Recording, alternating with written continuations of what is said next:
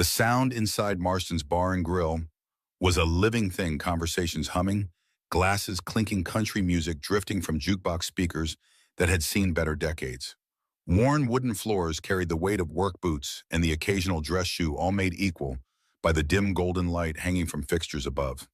Monday nights weren't usually busy, which was precisely why Olivia Reed chose it for working through her case files. The center booth offered the best lighting, a clearer view of both exits, and enough privacy to spread documents across the weathered table. She'd been there nearly an hour. Laptop open, salad barely touched, focus unwavering on the screen before her. The door swung open with purpose, letting in a blast of autumn air that cut through the warmth. Three men entered their presence, immediately altering the atmosphere of the room. Conversations dimmed, glances shifted, then quickly away. Blake Turner stood at the center, tall and commanding, in a tailored charcoal suit that cost more than most patrons made in a month. His Rolex caught the light as he surveyed the room, a practiced smile on his face that never quite reached his eyes. Flanking him were Victor, Reese, and Grant Mitchell. Mirror images in expensive suits and polished shoes, their expressions a blend of entitlement and disdain. Blake's gaze landed on the center booth, his smile tightening at the edges. He made his way across the floor, every step deliberate, leaving silence in his wake. His companions followed, shoulders back, chins raised, moving through the bar like they owned every inch of it. In many ways they did. Olivia didn't notice them at first, absorbed in paragraphs of corporate disclosure statements. It wasn't until their shadows fell across her screen that she looked up, meeting Blake's stare with momentary confusion, before her expression hardened into professional neutrality. "This is our booth, sweetheart. Time to move." The words dropped heavy in the air. Not a request, a command. Blake placed his hand flat on the table, wedding band, gleaming manicured nails, tapping once near her water glass. Olivia glanced around, taking in the nearly empty bar with plenty of available seating. Her voice came steady but tight. "I've been here almost an hour. There were no signs. I'm not moving." Blake's smile disappeared entirely. His eyes narrowed, head tilting slightly, as if he couldn't quite believe someone was challenging him. Victor slid closer, hand reaching out to shut Olivia's laptop with a deliberate click. Grant picked up her glass of water, taking a slow sip before setting it down on their side of the table. "See, that's the wrong answer." In the corner booth, Ryan Hayes sat with his half-eaten burger cooling before him. Condensation from his iced tea had formed a ring on the worn wooden table, and he traced it absently with his thumb. His gray t-shirt bore the logo of Hayes Construction, his company of one that had grown to employ 6 other men over the past decade. At 38, his face carried the weathered lines of a man who worked outdoors, his hands calloused from years of building other people's dreams while carefully constructing his own. Ryan was a regular at Marston's, though not many would notice. He came in 3 or 4 times a month, always took the same corner booth, ordered the same meal, and left the same generous tip for Sam the bartender, who never asked too many questions. Ryan preferred it that way. Being forgettable had its advantages when your priority was keeping life simple and stable. But there was nothing simple about what was unfolding before him. The shift in the room was palpable, like air pressure dropping before a storm. He recognized Blake Turner and his friends immediately. Everyone in Millfield did. Blake owned the largest investment firm in town, managed half the commercial real estate, and made sure people remembered his name whether they wanted to or not. Ryan had avoided crossing paths with men like Blake for years, not out of fear, but practicality. A single father raising a 12-year-old daughter didn't need complications. Emma needed stability, not a father who brought trouble home. So he'd mastered the art of keeping his head down, doing quality work, and staying out of local politics. Until now. Blake was leaning closer to Olivia, his voice dropping lower, but carrying in the quiet bar. "Maybe you're new in town. Maybe nobody's explained how things work here. This booth," he gestured expansively, "has been where my associates and I conduct business every Monday for the past 5 years. It's tradition, and traditions matter in Millfield." Olivia didn't shrink back, though her fingers gripped the edge of her briefcase a little tighter. "I don't see your name on it. And I've got work to finish." A few patrons shifted uncomfortably in their seats. An older couple near the door exchanged glances before gathering their things, leaving cash on the table and slipping out quietly. Sam paused, his methodical wiping of glasses, frowning but unmoving. Grant leaned down, voice mockingly sweet. "Honey, we're not asking. We're telling." Victor's hand still rested on her closed laptop. Think of it as a lesson in local customs. Ryan watched as Olivia's face flushed, caught between professional composure and rising anger. She wasn't backing down, but she was outnumbered and increasingly cornered. He knew that feeling, had lived it in high school locker rooms, in job sites where contractors tried to shortchange laborers, in custody hearings where money bought better lawyers. The memory of those moments tightened in his chest, familiar and bitter. His gaze dropped to his left hand, where faint scars across the knuckles told stories he had long stopped sharing. 6 years had passed since he'd used those hands for anything more dangerous than hammering nails or braiding Emma's hair for school. 6 years of choosing peace over confrontation, of teaching his daughter that walking away was sometimes the braver choice. But some lessons required different teaching. Ryan set down his glass with a soft clink. The decision was made before he fully acknowledged it. Some choices lived in the bones beyond conscious thought. He pushed back his chair, the legs scraping against the floor, in a sound that carried through the bar like a challenge. Blake glanced over, irritation flickering across his face at the interruption. The rest of the room seemed to collectively hold its breath. Conversation suspended, silverware paused midair. Ryan stood, rolled his shoulders once, and began walking toward the center booth. His steps were unhurried but purposeful, each one carrying the weight of a choice that would reverberate beyond this moment. At the booth, Blake straightened to his full height, a good 2 inches taller than Ryan. He surveyed the construction worker with undisguised contempt, taking in the faded jeans, work boots, and calloused hands. "You lost pal." Ryan's voice came quiet, almost too quiet for the weight behind it. "She's not bothering anyone. Leave her be." Blake laughed, genuine amusement replacing his annoyance. He looked at Victor and Grant as if sharing a private joke. "Buddy, you don't get it. This is our booth. She's just keeping it warm." Victor leaned back, arms stretched across the booth seat. "Yeah, why don't you grab yourself another corner, construction man? Looks like you're more comfortable there anyway." The jab landed where intended, a reminder of invisible boundaries of who belonged where in Millfield. Ryan felt it but didn't react, his expression unchanged. His gaze shifted to Olivia, noting the rapid rise and fall of her chest, the tightness around her eyes. Professional pride wrestling with pragmatic retreat. Grant reached across and gave Olivia's laptop a small push. "Don't be rude, sweetheart. We're just having fun." Fun. The word fell from Ryan's lips like a stone. "Looks like she's not laughing." A ripple moved through the bar. Someone whispered behind their hand. A chair scraped back slightly. Blake's smile hardened into something colder as he stepped around the booth, closing the distance between them. "Do you even know who you're talking to?" Ryan didn't flinch. "Doesn't matter." For a heartbeat, silence stretched tight across the room. You could hear ice crackling in glasses, the faint hum of neon signs. Blake tilted his head, studying Ryan with newfound interest. "See, that's where you're wrong. It does matter. Around here, people know better than to step on toes. You don't, which makes me wonder, are you stupid or just reckless?" Ryan's jaw tightened, but he said nothing. His silence spoke louder than any comeback could. Memories flickered at the edges of his consciousness. The weight of boxing gloves, the roar of a crowd, the discipline of knowing exactly when to strike and when to absorb a blow. His father's voice, gruff but certain, "Actual power isn't in losing control. Son, it's in choosing when to show it." A group of college students near the jukebox whispered among themselves, one of them pulling out a phone. "This is going to get bad," someone muttered. Olivia swallowed hard, her voice barely above a whisper. "Please don't do this." Blake heard it as surrender. His grin widened as he leaned back toward Victor and Grant. "See, she gets it. Some people don't know their place. That's all this is." The word place hung heavy in the air. It wasn't just about a booth anymore. It was about power, about class, about who got to decide the rules and who was expected to follow them without question. Ryan felt it press on him like a physical weight. Not just the injustice of this moment, but every time he'd been dismissed, overlooked, pushed aside because his worth was measured by his paycheck rather than his character. Behind the bar, Sam finally set down the glass he'd been polishing too long, his eyes meeting Ryan's briefly. There was something in that look, recognition perhaps, or warning.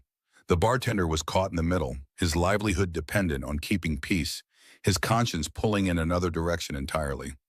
Blake took Ryan's continued silence as weakness.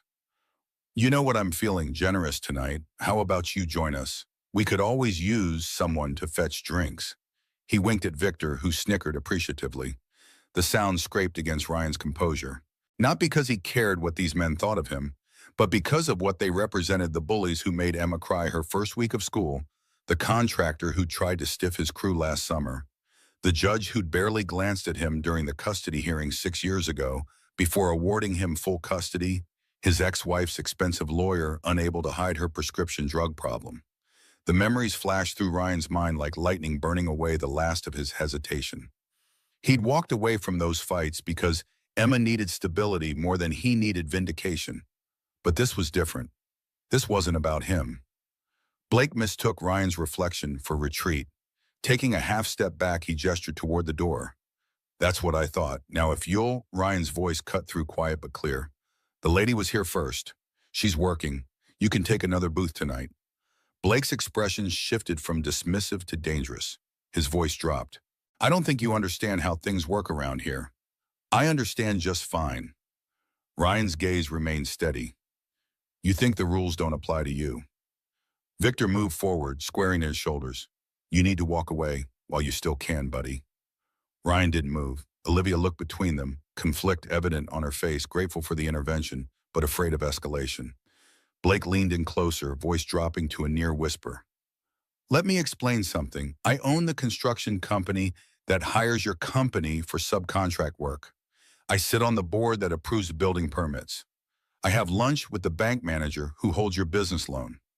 So when I say this conversation is over, it's over." The threat hung in the air, specific and calculated. Blake had done his homework or was bluffing incredibly well. Either way, the message was clear: fall in line or face consequences that would extend far beyond this evening. For the first time, uncertainty flickered across Ryan's face. Not fear for himself, but for what this could mean for his business, for the men who depended on him for their livelihoods, for Emma's security. Blake saw the hesitation and pressed his advantage. "I thought so. Now how about you go back to your corner and we'll forget this little misunderstanding." From her seat, Olivia began gathering her papers, shoulders slumped in defeat. The fight visibly drained from her posture. "It's fine, I'm almost finished anyway. I'll move." Ryan watched her, surrendering to the inevitable, the same calculation countless others had made when confronting men like Blake. The path of least resistance, the practical choice, the one that lets you sleep at night and keep your job in the morning. He'd made it himself more times than he cared to admit, but sometimes lines had to be drawn.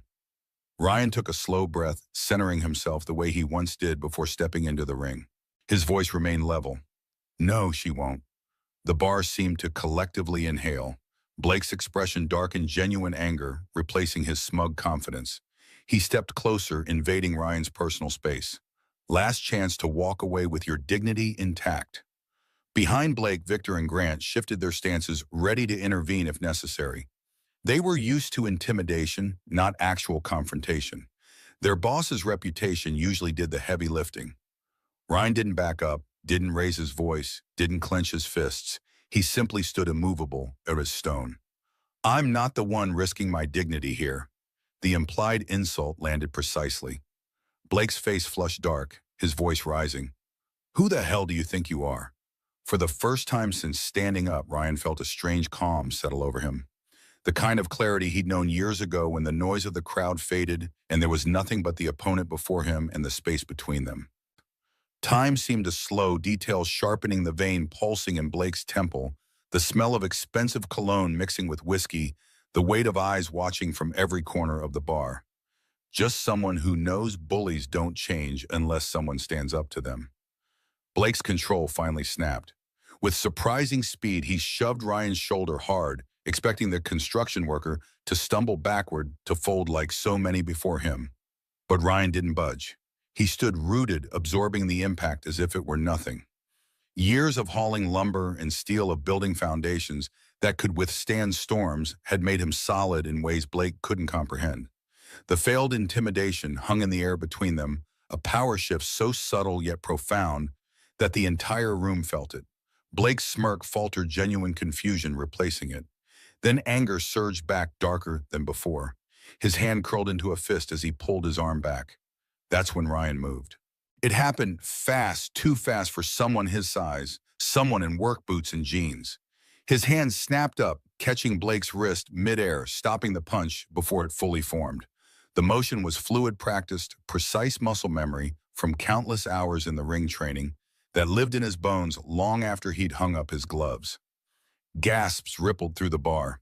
Victor and Grant froze, uncertain how to proceed now that the script had changed. Olivia's eyes widened, her briefcase clutched to her chest like a shield. Sam stepped out from behind the bar, finally moved to action, though whether to break up the fight or support Ryan wasn't immediately clear. Ryan held Blake's wrist firmly but without excessive force, just enough to control, not to hurt. He leaned in slightly, voice low enough that only Blake could hear. "You've had your fun. It ends now." Blake tried to yank free, his face reddening as the room watched him struggle against Ryan's grip. The public humiliation was worse than any physical discomfort, his carefully cultivated image of untouchable authority crumbling in real time. After a moment that stretched like eternity, Ryan released Blake's wrist with deliberate care. He spoke loud enough for the room to hear. "You think power comes from owning a booth or pushing people around? I've seen real power. I've carried it, built it, earned it, and I don't need a suit or a title to recognize a bully." The words landed like hammer blows, precise and devastating. For the first time, the crowd saw Ryan not as the quiet construction worker who kept to himself, but as something else entirely steady, unshakable, dangerous in his restraint. Victor shifted uncomfortably. "What the hell?" But Ryan wasn't finished. His voice rose slightly, not in anger but in clarity, each word slicing through the bar like a judge's ruling. "You walk into this place every week, flashing money, taking what isn't yours, treating people like they're less. But tonight you picked the wrong table, wrong day, wrong man." The phrase landed heavy, final. Blake looked around, suddenly aware of the eyes locked on him from every direction. The bartender, the couple at the bar, the college kids by the jukebox, all watching, all witnesses to his humiliation. And for the first time, none of them looked impressed by Blake Turner. Olivia straightened, finding courage in Ryan's steady presence. She pulled her laptop free from Victor's slack grip, her voice steady now. "You're nothing but a bully, Blake. Always have been." That cut deeper than Ryan's grip had. Blake's jaw clenched, his swagger bleeding out under the weight of public rejection. For years he'd thrived on silence and compliance, but now the silence was against him, suffocating. Victor grabbed his jacket. "Let's go, Blake. This place is a dump anyway." Grant hesitated, then nodded, eager for an exit strategy. "Yeah, plenty of better spots in town." Blake's gaze remained locked on Ryan, hatred crystallizing behind his eyes. "This isn't over." Ryan held his gaze unmoved. "Yeah, it is." Sam finally spoke up, his voice carrying an authority he hadn't dared use before. "Blake, get out. You and your boys aren't welcome here anymore." Murmurs of agreement rose from around the bar, a tide turning. Blake looked around, realizing he'd lost control of a room he'd thought he owned. His smirk was gone, replaced with a tight scowl.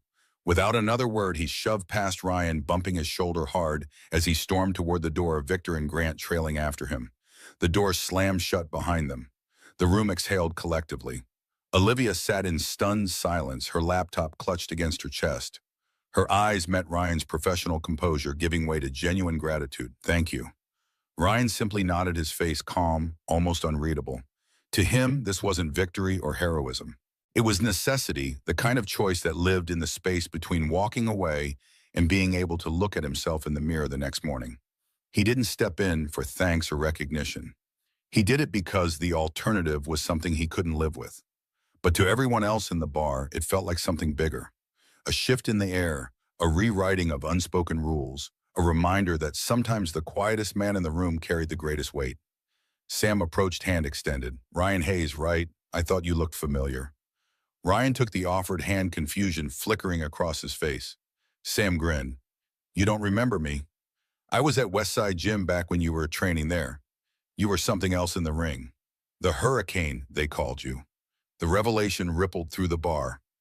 Whispers sparked around them as patrons connected the quiet construction worker with a name some of them recognized from local sports pages years ago. Ryan shifted uncomfortably under the sudden attention. That was a long time ago. Not that long. Sam's eyes crinkled with genuine respect. 6 years. You were heading for the state championship. when you suddenly dropped out. People talked about it for months. The memory pressed against Ryan's chest, the choice he'd made, the path not taken. Emma had been 6, then her mother spiraling into addiction, the custody battle looming. The championship fight had been scheduled the same week as the final hearing. There had never really been a choice to make. He shrugged. Life had other plans. Sam seemed to understand the unspoken story. He clapped Ryan on the shoulder. Well, good to see you haven't lost your touch. Those moves were impressive. Ryan glanced around, noticing the changed atmosphere in the bar. People were looking at him differently now, with curiosity, respect, even admiration. It was unfamiliar and uncomfortable. He'd spent years building a life of quiet competence, of being overlooked rather than noticed. Anonymity had been a shield protecting the peace he'd created for Emma and himself. That shield had just cracked wide open. Olivia approached, composed once more, though her hands still trembled slightly. I don't even know what to say. You didn't have to do that. Nobody should have to sit through that. Ryan's voice was steady, almost modest. She studied him with newfound interest. You're not just some guy, are you? Eyes met hers, and for a moment the room seemed to recede. He let out a breath. I used to box. Nothing big local circuits. My dad taught me. But construction paid the bills, and my daughter needed me more than the ring did. The admission drew appreciative murmurs. It explained the speed, the control, the calm. Ryan wasn't just lucky, he was trained. And more than that, he was disciplined, a man who knew his own power and how to wield it responsibly. Sam leaned against the nearest table. Well, we could use more men like you around here. If you ever need a steady place, you've got one, Olivia added softly. The world could use more men like you, period. The unexpected praise made Ryan uncomfortable. He wasn't used to being the center of attention, to having his choices examined and approved. He glanced at his watch, suddenly aware of the time. I should get home. My daughter will be wondering where I am. Olivia took a step back, sensing his need for space. Of course. I didn't mean to keep you. Ryan nodded to both of them, then turned toward his booth to collect his things. The patrons parted slightly as he passed, offering small nods or quiet thanks. By the time he paid his bill and headed for the door, conversation had resumed in the bar, but with a different energy, lighter, more open, as if a weight had been lifted from the room. Outside, the autumn air hit Ryan's face with welcome coolness. He took a deep breath, letting it clear his head. The confrontation replayed in his mind, not with satisfaction, but with careful analysis. Had he done the right thing? What would the fallout be? Blake's threats weren't idle. He had the connections and the vindictiveness to follow through. Ryan climbed into his truck, a well-maintained Ford that had seen better days but still ran perfectly, thanks to his mechanical skills. As he turned the key, his phone buzzed with a text message. Emma checking in, as she always did when he worked late. Dinner and microwave, math homework done. Can we have pancakes tomorrow? Love you. The simple normalcy of it centered him. This was what mattered, the home he'd built. The daughter he was raising, the values he was teaching her through action rather than words. Whatever came from tonight's confrontation, that foundation would hold. Ryan typed back a quick affirmative, added a heart emoji that made him feel simultaneously ridiculous, imperfectly understood by his daughter, and pulled out of the parking lot. The lights of Marston's Bar and Grill faded in his rearview mirror, but the consequences of what happened there were just beginning to unfold. The Hayes home sat on the edge of Millfield's east side, a modest 2-bedroom rancher that Ryan had renovated himself over the years. The front porch light glowed welcome as he pulled into the driveway, and illuminating the hand-painted mailbox Emma had decorated with small construction tools and her name in careful block letters. It wasn't much compared to the sprawling homes in Blake Turner's neighborhood, but it was theirs, paid for with honest work and careful saving. Inside the house was quiet except for the soft sound of music drifting from Emma's room. Ryan moved through the kitchen, finding the promised dinner lasagna, likely from Mrs. Henderson next door, who regularly sent over extra portions. A note beside it confirmed his guess. For my favorite handyman, don't forget to eat vegetables sometimes. The normalcy of it all, the waiting dinner, Emma's homework spread across the dining table bills, neatly stacked by the phone, made the evening's confrontation seem almost dreamlike, as if Ryan had briefly stepped into someone else's life before returning to his own. He warmed the lasagna, mechanically going through the motions while his mind worked through potential scenarios. Blake Turner wasn't a man who forgot slights.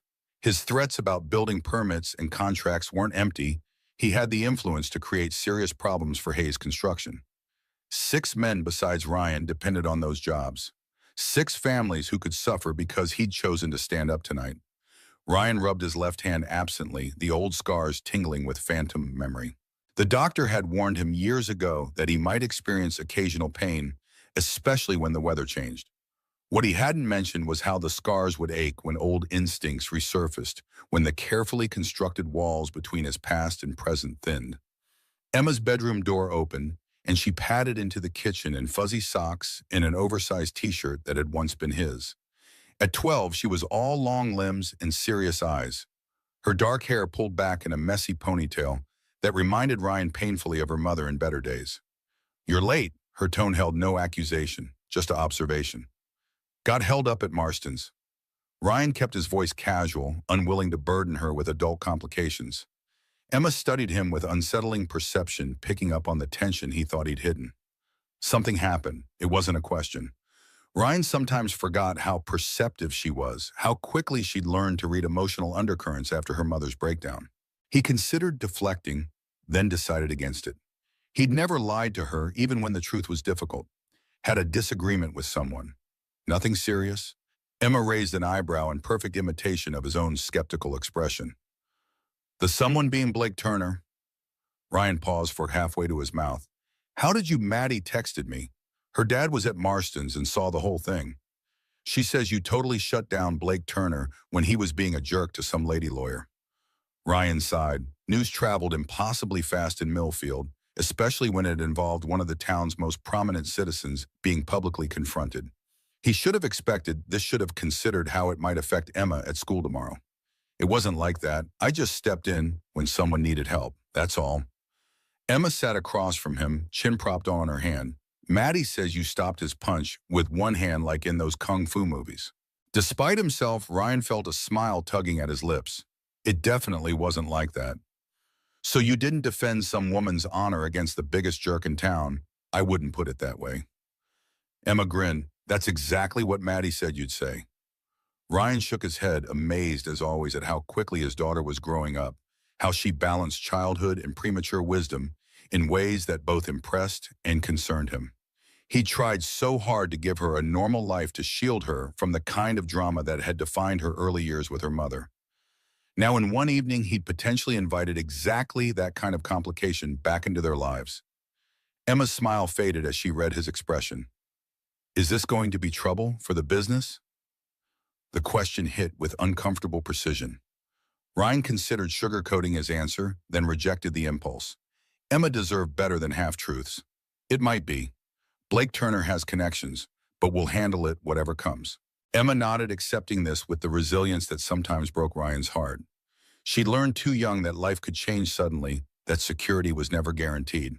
But she'd also learned he hoped that some things remained constant: his love for her, their home together, the values that guided their choices. "Was it worth it?" she asked after a moment. Ryan thought about Olivia Reed's face, the mix of defiance and fear, as she faced down 3 men determined to remind her of her place. He thought about Sam behind the bar, caught between livelihood and conscience. About the patrons who looked away, who chose silence over involvement. About Blake Turner's absolute confidence that his money and status made him untouchable. "Sometimes you have to stand up even when it costs you." The words came from a place of certainty Ryan hadn't accessed in years. Emma studied him, then smiled slowly. "Like when you tell me to stand up to Kara Jenkins when she's mean to the new kids?" Ryan felt a surge of pride so intense it nearly stole his breath. "Exactly like that." She nodded, satisfied with the consistency between his actions and the values he'd taught her. "I'm glad you didn't let him push that lady around. Maddie says she's really smart and is working on some big case." Ryan raised an eyebrow. "Maddie seems to know a lot about what goes on in this town." Emma rolled her eyes. "Her dad's a realtor. He knows everyone's business." She hesitated, then added, "He says Blake Turner's been buying up a bunch of properties on the east side. Like a lot of them, the information landed with unexpected weight. The east side was Millfield's working-class neighborhood, modest homes, small businesses that had been family-owned for generations, people who worked with their hands and lived paycheck to paycheck. People like Ryan and his crew. What would Blake Turner want with east side properties? He filed the information away for later consideration. Right now, his priority was ensuring Emma wasn't worried about immediate fallout. How's the math homework coming? Still having trouble with those word problems? Emma grimaced, allowing the subject change. They're the worst. Why can't they just give us the numbers instead of burying them in stories about trains and bathtubs? Ryan laughed, grateful for the return to routine concerns. Because life doesn't give you just the numbers. It buries them in stories about trains and bathtubs. Emma groaned dramatically. Is this going to be one of your life lesson moments? Because I already finished the homework. No life lessons tonight. Just pancakes tomorrow as promised. Her face brightened. With chocolate chips. Don't push your luck, kid. Their familiar banter eased the lingering tension in Ryan's shoulders. Whatever complications tonight's confrontation might bring, the home he'd built, the relationship with his daughter, remained solid. It was the foundation he'd chosen over championship belts and bigger paychecks, and he'd make the same choice again without hesitation. Later, after Emma had gone to bed, Ryan sat at the kitchen table with his laptop open to the Hayes construction schedule. 3 current jobs, 2 pending contracts, and 4 potential projects in the bidding phase. A solid position for a small company, the result of years building a reputation for quality work and fair pricing. All of it potentially at risk because he couldn't walk past a situation that didn't directly involve him. His phone buzzed with a text from an unknown number. This is Olivia Reed from Marston's tonight. Sam gave me your number. Can we talk tomorrow? It's important. Ryan stared at the message, feeling the distinct sensation of worlds colliding. He'd made a choice tonight based on instinct and ingrained values, not considering the ripple effects beyond the immediate situation. Now those ripples were reaching shores he hadn't anticipated. After a moment's hesitation, he typed back, Hayes Construction Office, 10 a.m. The reply came immediately, I'll be there. Thank you again for tonight. Ryan closed his laptop without responding further. Tomorrow would bring what it brought. Tonight had already delivered enough complications to process. He moved through the house, checking locks and turning off lights with the same methodical care he applied to securing a construction site. In Emma's room, he paused, watching the steady rise and fall of her chest, the peaceful expression that reminded him she was still a child despite her old soul wisdom. Everything he did, every choice he made circled back to this, providing her with security, with an example of integrity, with the chance to grow up believing that standing up for what was right mattered more than avoiding conflict. In his own room, Ryan caught his reflection in the mirror as he changed for bed. The man looking back at him seemed different somehow, as if tonight's confrontation had peeled away layers of careful anonymity, revealing the person he'd been before circumstances forced him to reshape his life. The boxer was still there beneath the construction worker's calloused hands and weathered face. The fighter who'd walked away from the ring, but never lost the instincts that made him formidable. Blake Turner had awakened something that Ryan had deliberately put to sleep years ago. The question now was whether he could control it or whether the hurricane would pull him back into storms he'd left behind for good reason. Morning arrived with golden light filtering through blinds Ryan kept meaning to replace. He woke before his alarm body clock, trained by years of construction schedules that followed the sun rather than the clock. For a moment, he lay still, taking inventory of the day-ahead crew assignments for the Parker renovation materials delivery for the Mitchell Addition meeting with Olivia Reed at 10. The last item sent a ripple of tension through his shoulders. Last night's confrontation at Marston's had been reactive instinctive. Today would require deliberate navigation of whatever consequences had been set in motion. Ryan moved through his morning routine with practiced efficiency, coffee brewing while he showered, breakfast preparation, overlapping with reviewing the day's schedule on his phone lunch packed for Emma before she even stumbled bleary-eyed into the kitchen. The rhythm of their mornings was a carefully choreographed dance perfected over years of single parenthood. Emma appeared just as Ryan was pouring orange juice, her school uniform slightly rumpled, hair pulled back in a hasty ponytail. Morning, Dad. Morning, sunshine. Pancakes as promised. She brightened immediately, sliding onto a stool at the counter. With chocolate chips, Ryan set a plate before her with 2 perfectly golden pancakes, chocolate chips forming a smiley face. Just this once. Emma grinned, recognizing the phrase he used every time he indulged her sweet tooth. You're the best. Tell that to Mrs. Henderson when she asks why your lunch is all sugar. Their breakfast banter continued deliberately normal, though Ryan caught Emma watching him with subtle concern between bites. She'd inherited his tendency to worry about others while presenting a calm exterior, a mixed blessing that made her both empathetic and sometimes too adult for her 12 years. As she gathered her backpack and lunch, she paused at the door. "Dad, will you be okay today?" The question caught him off guard. It was usually his line, his concern to voice as she headed off to navigate the complex social hierarchy of middle school. The role reversal was both touching and unsettling. "I'll be fine, Em. Just a normal day." She gave him a look that said she didn't quite believe him, but would pretend to for his sake. "Okay, love you. Love you too. Learned something amazing." After she'd gone, caught up in Mrs. Henderson's carpool, Ryan allowed himself a moment of stillness in the empty kitchen. The encounter at Marston's replayed in his mind, not as victory, but as calculation, what could have been done differently, what might follow, how to minimize fallout for Hayes Construction, and by extension for Emma's stability. His phone buzzed with a text from Luis, his foreman on the Parker job. "Delivery from Millfield Supply delayed. Blake Turner called in a priority order that bumped us." And so it begins. Ryan felt resignation rather than surprise washing through him. Blake's connections ran deep in Millfield. He'd meant what he said about permits and contracts. This was just the opening move, a reminder of how easily he could complicate Ryan's business operations. Ryan texted back, "Adjust the schedule. I'll call Westridge Supply in Camden for alternate delivery." It would cost more, eat into the job's profit margin, but the work would continue. If this was Blake's idea of pressure, he'd underestimated Ryan's adaptability and determination. Hayes Construction had weathered tighter margins and bigger obstacles in its early days.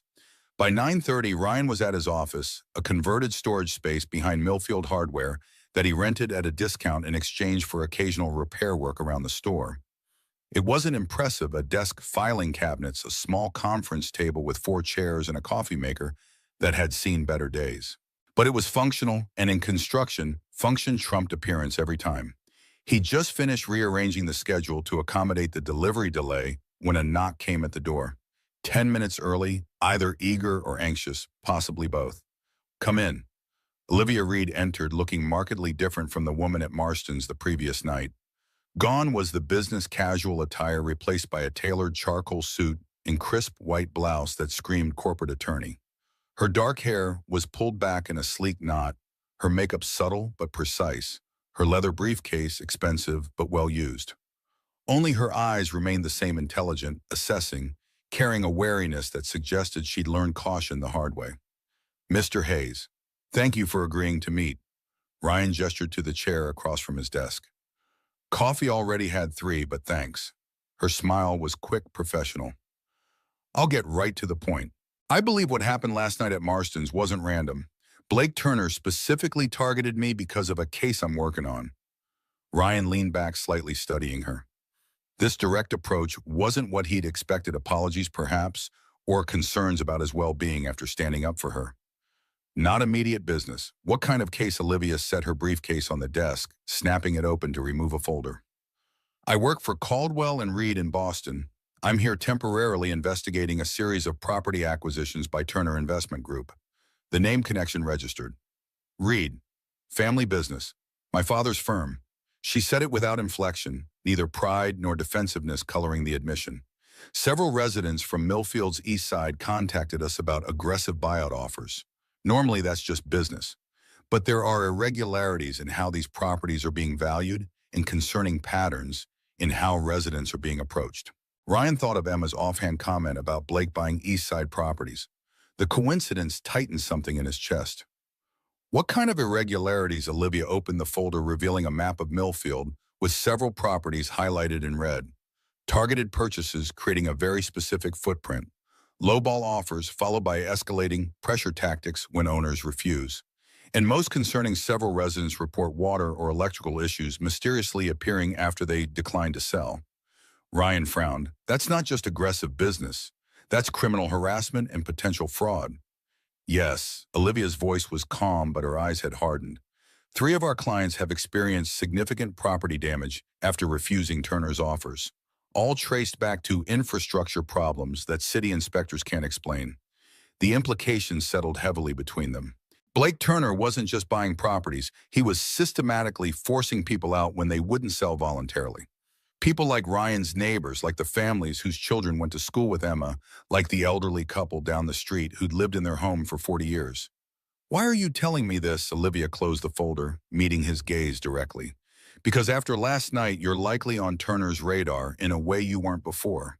And because I think you actually care about what happens to this community. The assessment was accurate but uncomfortable in its directness.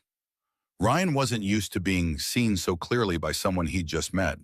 He'd spent years building a life of quiet competence, of being respected but not scrutinized too closely. What do you want from me? Information, primarily. Olivia leaned forward slightly. You know this community, especially the East Side? You know the people, the properties, the relationships? I need to understand what Turner might be planning that makes these specific properties valuable enough to risk illegal tactics. Ryan considered her request, weighing potential involvement against his preference for staying out of conflicts that didn't directly affect his business or family. Except this potentially did affect both. If Blake was targeting East Side properties, the Hayes home could eventually be in his sights. And if Blake was already using his influence to interfere with Ryan's business operations over a simple bar confrontation, what might he do if Ryan actively worked against his interests? The risk calculation was interrupted by another knock at the door. Before Ryan could respond, it swung open to reveal Sam from Marston's, his expression a mix of apology and urgency. Sorry to barge in. Figured you'd want to hear this right away. Ryan gestured for him to continue, noting Olivia's surprise at the interruption. Sam ran a hand through his disheveled hair. Blake Turner just bought Marston's. Effective immediately. First order of business was firing me and anyone else who witnessed last night. The news landed like a physical blow. Marston's was a Millfield institution owned by the same family for 3 generations. It wasn't just a bar, it was neutral territory, a community gathering place, one of the few establishments where class distinctions temporarily dissolved over cold beer and good food. That's not possible. Bill Marston would never sell to Turner. Sam's laugh held no humor. Turns out Bill's been underwater since COVID. Turner's been quietly buying his debt for months. Called it all due yesterday after what happened. Bill had no choice. Ryan exchanged glances with Olivia, whose expression had shifted from surprise to grimly vindicated. This fits the pattern, she said quietly. Leverage pressure, then acquisition, but usually with more subtlety and over a longer timeline. This is because of last night. Ryan's voice was flat realization settling cold in his stomach. Blake was making a point, demonstrating his power, his reach, his willingness to reshape Millfield itself to punish those who challenged him. Sam nodded, shoulders slumping slightly. Word is he's planning to renovate it into some upscale place for his investor friends. Whole staff's out of jobs just like that. Ryan felt the weight of unintended consequences pressing down. His choice to stand up for Olivia had rippled outward, affecting people who'd been innocent bystanders. Sam and the other Marston's employees. Bill Marston himself forced to surrender a family legacy. All because Ryan couldn't walk away from a confrontation that wasn't his to begin with. I'm sorry, Sam. If I'd known, Sam straightened, genuine surprise crossing his face. Don't you dare apologize. What you did was right. Blake Turner's been throwing his weight around this town for years. Someone finally showed him he's not untouchable. That's worth something, even if the cost is high. The validation should have been comforting. Instead, it only underscored the complications Ryan had invited into his carefully constructed life. Standing up to Blake had felt right in the moment, a clear moral choice with seemingly limited consequences. Now those consequences were expanding exponentially, affecting people beyond the immediate confrontation, potentially threatening the stability he'd worked so hard to build for Emma and himself. Olivia watched the exchange with sharp focus, her attorney's mind visibly processing implications. This proves my point. Blake Turner doesn't just want properties, he wants control. Complete control over Millfield's economic and social landscape. Sam nodded grimly. And he usually gets what he wants. Not always. Ryan's voice was quiet but firm, a decision crystallizing behind his eyes. What else do you need to know about the East Side properties? Olivia blinked, momentarily caught off guard by his shift from reluctance to commitment. Everything. Property histories, development patterns, community connections, rumors about future projects. Ryan turned to Sam. You've lived here your whole life. Any ideas why Turner would suddenly focus on the East Side? Sam leaned against the wall, considering. Only thing I can think of is the highway expansion. State's been talking about a new interchange that would connect right at the edge of those neighborhoods, turn sleepy residential streets into prime commercial corridors overnight. Olivia snapped to our share of fingers' excitement, breaking through her professional composure. That's it. If Turner can acquire those priorities before the expansion is announced, before values skyrocket, he stands to make millions on resale or development. Ryan finished her thought, the business strategy becoming clear.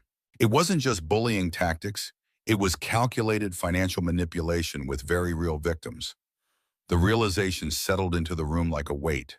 Blake Turner wasn't just an entitled bully throwing his status around at a local bar. He was systematically reshaping Millfield to serve his financial interests regardless of the human cost, using intimidation leverage and now outright retaliation to remove obstacles from his path. Ryan thought of his neighbors, the Hendersons, who'd lived on his street for 40 years, the Ramirez family whose auto shop had served the East Side for generations, Mrs. Wilkins, who ran the corner market where Emma bought penny candy with her allowance. All potentially in Blake's crosshairs, all vulnerable to the kinds of pressure tactics Olivia had described. His initial instinct to stay uninvolved crumbled under the weight of those connections. This wasn't just about standing up for a stranger in a bar anymore. This was about his community, his home, his daughter's future, in a town being hollowed out from within. Sam broke the silence, his voice carrying a mix of resignation and determination. So what do we do? Ryan met Olivia's questioning gaze, seeing in her eyes the same calculation he was making, weighing professional detachment against moral imperative, personal risk against community responsibility.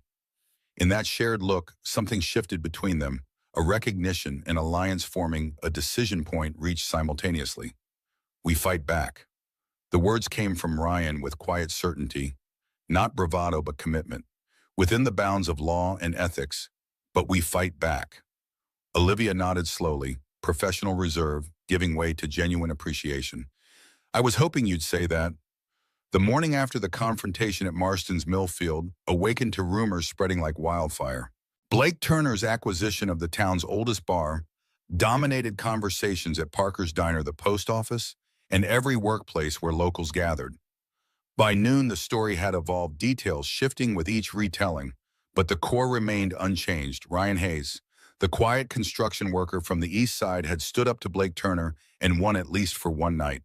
At Hayes Construction's modest office, Ryan, Olivia, and Sam hunched over maps of Millfield's East Side. Coffee cups littered the small conference table alongside property records Olivia had obtained through her firm's resources. The atmosphere was focused, a makeshift war room assembled in haste. Ryan traced his finger along a cluster of highlighted properties.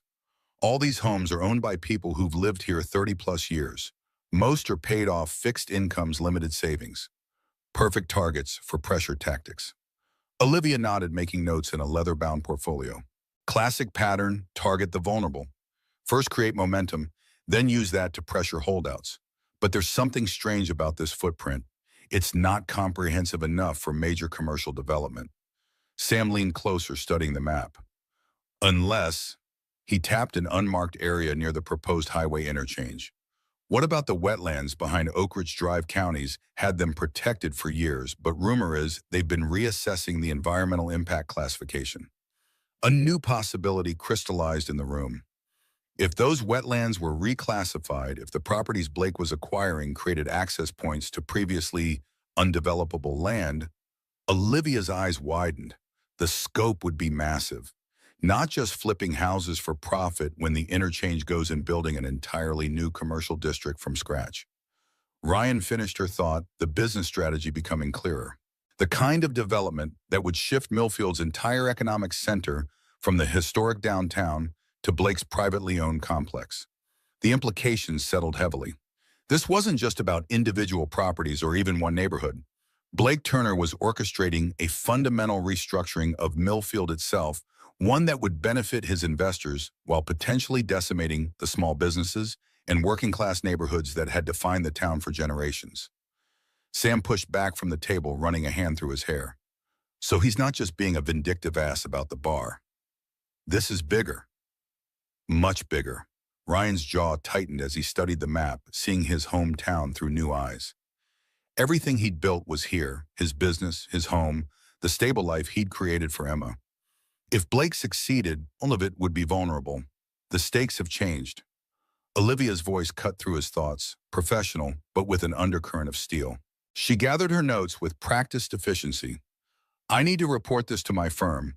This level of coordinated manipulation across municipal zoning, environmental regulations, and targeted acquisitions goes beyond what we initially suspected.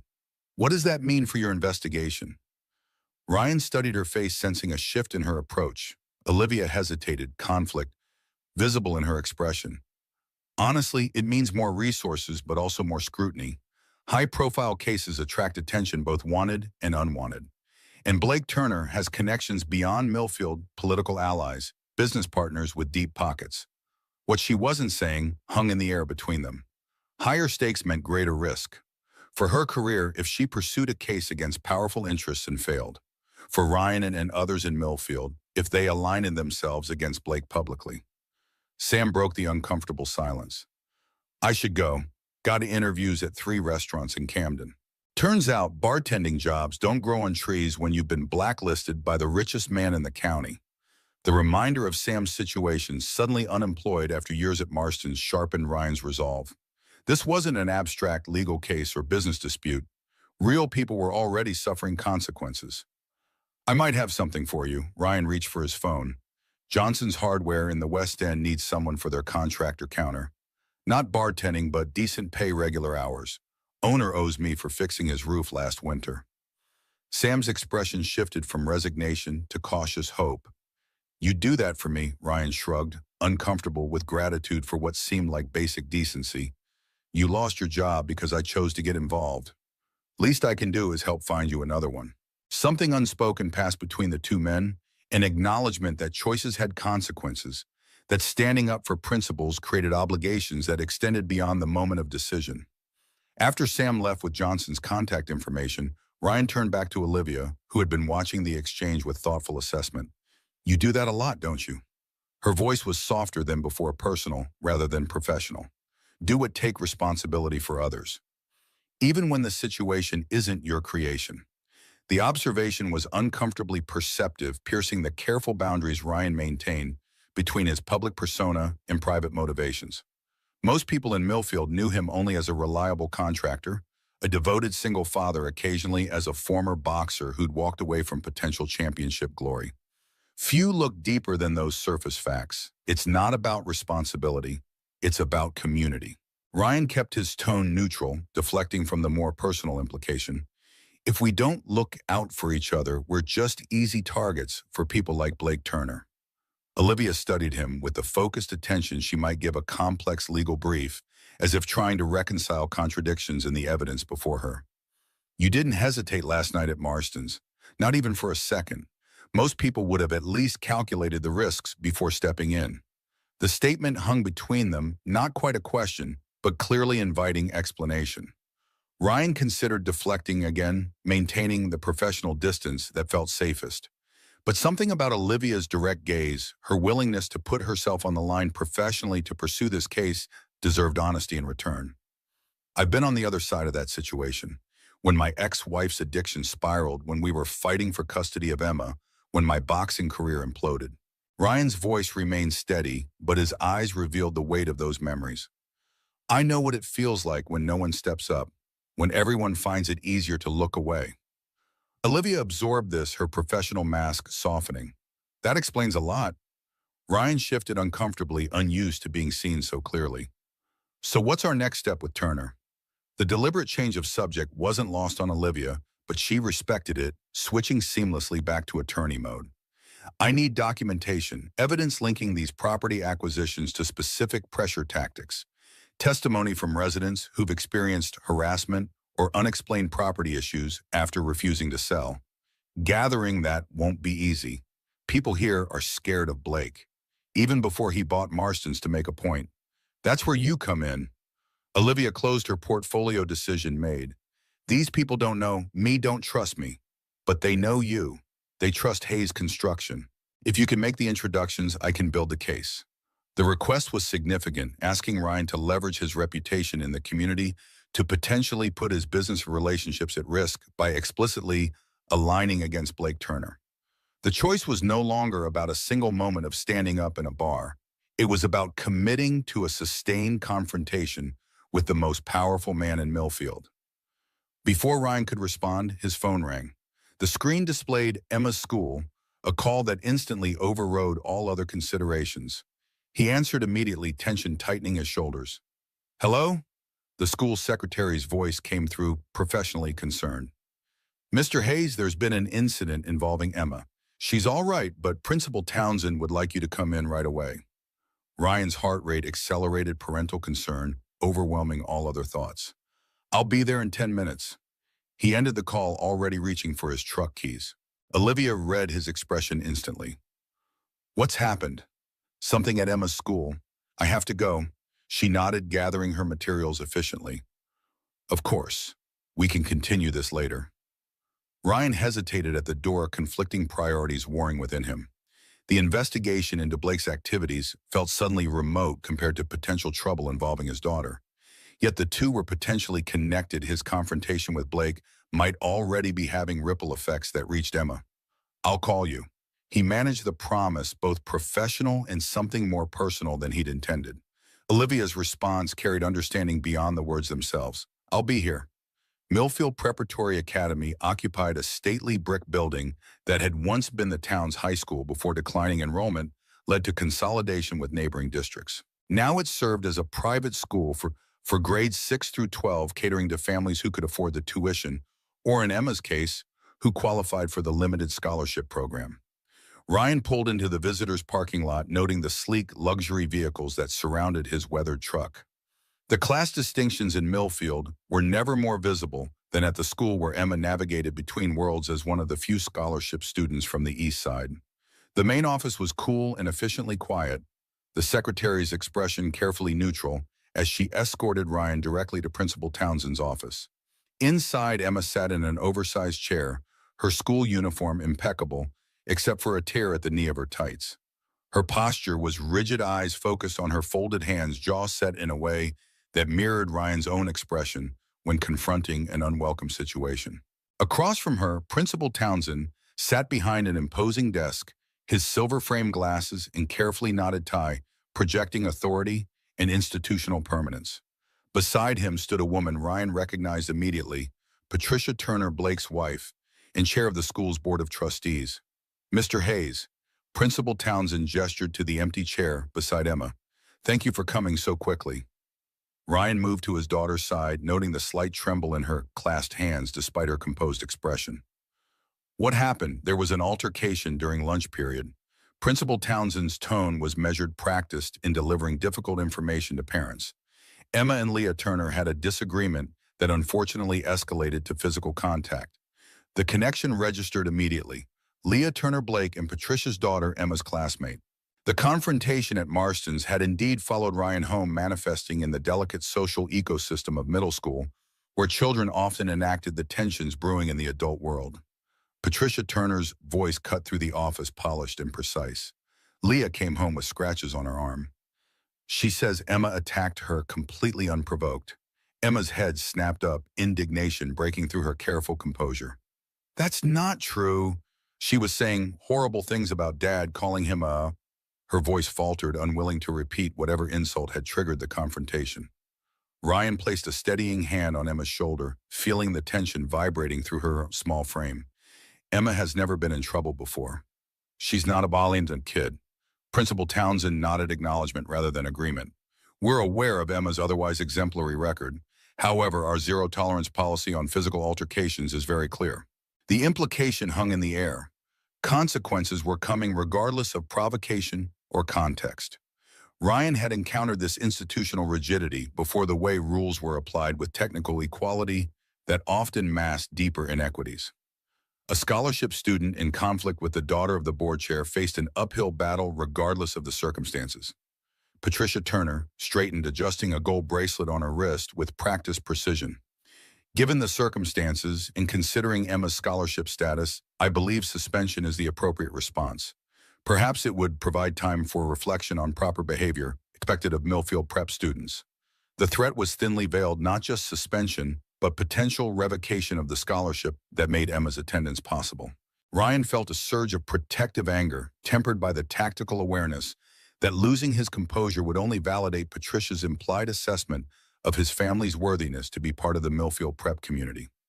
Before he could formulate a response that balanced principle with pragmatism, Emma spoke up, her voice small but steady. "I didn't start it, but I did push her after she said Dad was just a loser who didn't know his place, that the whole town was laughing at him for thinking he could stand up to her father." The words landed in the office like stones dropping into still water, ripples of uncomfortable truth disturbing the professional facade.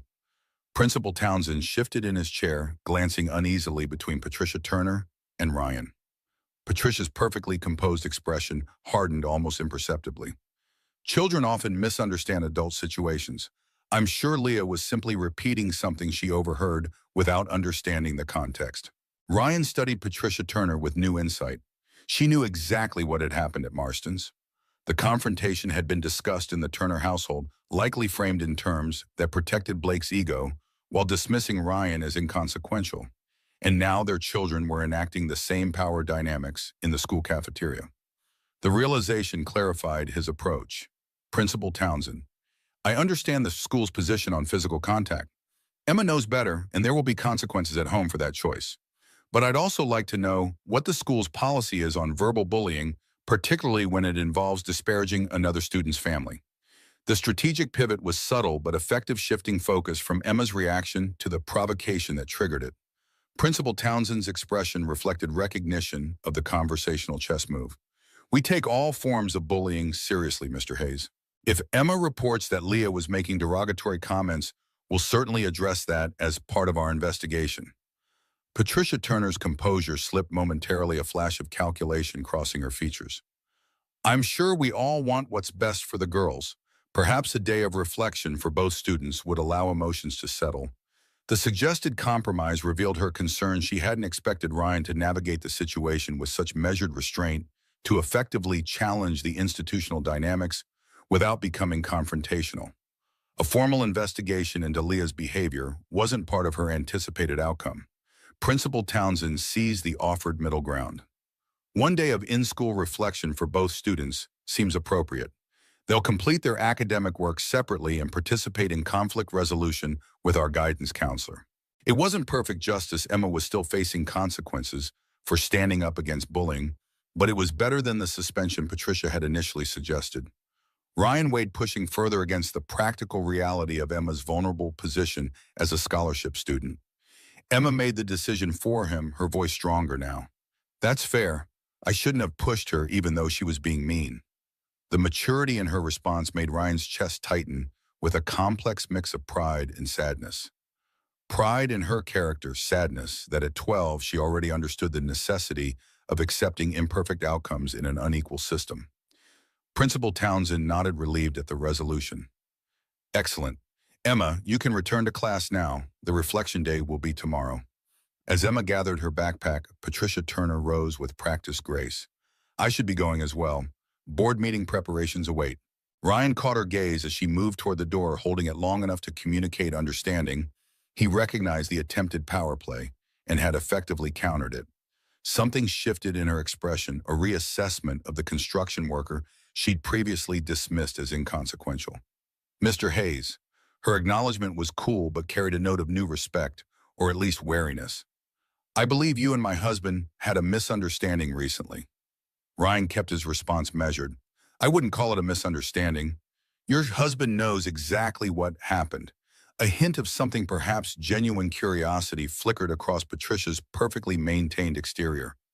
"You should know that Blake doesn't forget such encounters. Is that a warning?" Patricia adjusted her designer purse on her shoulder. "Consider it context for navigating Millfield. My husband believes in consequences for those who challenge his position." Ryan met her gaze steadily. "So do I. The difference is in how we define position and what we believe gives it meaning." For a brief moment, something unidentifiable passed across Patricia Turner's face, not quite agreement, but perhaps recognition of a perspective she rarely encountered in her carefully curated social circle. Then her professional mask slipped back into place, and she departed with a perfunctory nod to Principal Townsend. After walking Emma back to her classroom, Ryan found himself sitting in his truck in the school parking lot, hands gripping the steering wheel as he processed the implications of the meeting. The confrontation with Blake had already affected Emma directly, drawing her into adult conflicts in ways he'd spent years trying to prevent. Yet her response, standing up for him for their family against Leah Turner's insults, reflected the values he tried to instill. The contradiction twisted in his chest. He wanted Emma to be principled, to defend what was right. But he also wanted to protect her from the consequences of those principles in a world where power often trumped justice. The same contradiction he wrestled with himself, knowing when to stand firm and when pragmatic retreat served the greater good. His phone buzzed with a text from Olivia. "Any update on Emma Hope? Everything's okay." The simple message carried more weight than its words concern, that extended beyond their professional collaboration, a personal connection forming despite his habitual caution with relationships. Ryan hesitated, then typed back, "Handling it. Can we meet later?" New developments. Her response came quickly. "My hotel lobby, 7 p.m. Ryan confirmed, then started his truck. The day's schedule had been thoroughly disrupted, but Hayes Construction couldn't afford downtime, especially now with Blake Turner potentially interfering with supply deliveries and contracts. He needed to check on the Parker renovation, make sure the alternate materials delivery had arrived from Camden, keep his business running smoothly despite the expanding complications in his personal life. As he pulled out of the parking lot, Ryan noticed a black SUV with tinted windows parked across the street, the kind of vehicle Blake Turner favored. It could be coincidence, or it could be deliberate surveillance, another message that Ryan was being watched, that his movements through Millfield were being monitored. The realization didn't spark fear so much as a cold, clarifying anger. Blake was extending the conflict beyond their personal confrontation, involving Emma potentially threatening Ryan's livelihood, using his wealth and connections to apply pressure from multiple angles. This wasn't just about a booth at Marston's anymore. It was about control, about making an example of someone who dared to challenge the established power structure. Ryan had walked away from confrontations before when the costs seemed too high, when Emma's stability demanded compromise. But there were lines that once crossed required a different response. Blake Turner had just crossed one of those lines. The Westbridge Hotel occupied a renovated Victorian mansion on Millfield's west side, catering to business travelers and the occasional tourist exploring New England's scenic backroads. Its lobby featured the awkward blend of historic charm and corporate functionality, common to boutique accommodations, original woodwork alongside generic artwork, and a self-service coffee station. Ryan arrived at 6:55, still in his work clothes, after a day of juggling construction site supervision with the emotional aftermath of Emma's school situation. He'd barely had time to check in with Mrs. Henderson, who was watching Emma for the evening with promises of homemade cookies and help with science homework. Olivia was already waiting, seated in a corner armchair with her laptop open and a half-empty coffee cup beside her. She changed from her morning suit to dark jeans and a tailored blazer, still professional, but less formally armored. The adjustment humanized her, revealing the person beneath the corporate attorney exterior. She looked up as Ryan approached, closing her laptop with a smile that carried genuine warmth rather than professional courtesy. "Thanks for coming, especially after what sounds like a complicated day." Ryan settled into the adjacent chair, the events of the day weighing on his shoulders. Blake Turner's daughter and mine got into it at school. Apparently, Leah was repeating things her parents said about me after the confrontation at Marston's. Olivia's expression darkened, professional outrage merging with personal concern. "He's bringing children into this. That's beyond unethical. It's calculated." Ryan's voice remained level despite the anger simmering beneath his words. "He's sending a message that he can reach into every aspect of my life, that nothing is off limits." The assessment hung between them both, recognizing the escalation it represented. This wasn't standard business intimidation anymore. It was personal, targeted, and potentially dangerous. Olivia leaned forward, elbows on her knees, switching from sympathetic to strategic. "This actually strengthens our case. Establishing a pattern of retaliation helps demonstrate the connection between Turner's business practices and his intimidation tactics." Ryan nodded, acknowledging the legal perspective while wrestling with more immediate concerns. "That doesn't help Emma navigate school tomorrow. or help my crew if Blake starts interfering with our job sites. I understand. Olivia's tone softened again. It's not just an interesting legal case for you. It's your life, your daughter's well-being. The simple acknowledgement of his reality, that this wasn't academic or professional for him, but deeply personal, loosened something in Ryan's chest. Most people in his position would consider backing off, filing this under not my fight and focusing on damage control. Olivia studied him with that perceptive gaze that seemed to see more than he intended to reveal. But you're not considering that at all, are you? Ryan met her eyes, allowing her to see the decision that had crystallized during the drive from Emma's school. Some fights find you whether you're looking for them or not. Blake crossed a line today involving my daughter. Whatever happens next, I'm in this now. Olivia nodded, something like admiration flickering across her features. Then you should know what I found this afternoon. She reopened her laptop, turning it to show Ryan a complex document filled with legal terminology and corporate structures. After our meeting this morning, I dug deeper into Turner Investment Group's recent activities. They've created 3 separate shell companies in the past 8 months, all with different names but the same registered agent. Ryan leaned closer, trying to make sense of the legal jargon. What does that mean in plain English? Blake is hiding his involvement in certain acquisitions. Olivia highlighted several sections of the document. These companies have been purchasing options on land adjacent to the wetlands. Sam mentioned land that would be worthless unless the environmental protection status changes. The strategy was becoming clearer. Blake acquiring properties that created access points to the wetlands, positioning himself to control development rights when the protected status was inevitably lifted. Ryan frowned, connecting pieces of information. There was talk at the last town council meeting about reassessing outdated environmental restrictions on that land. The council president presented it as modernizing regulations to promote economic growth. Olivia's expression sharpened with focused interest.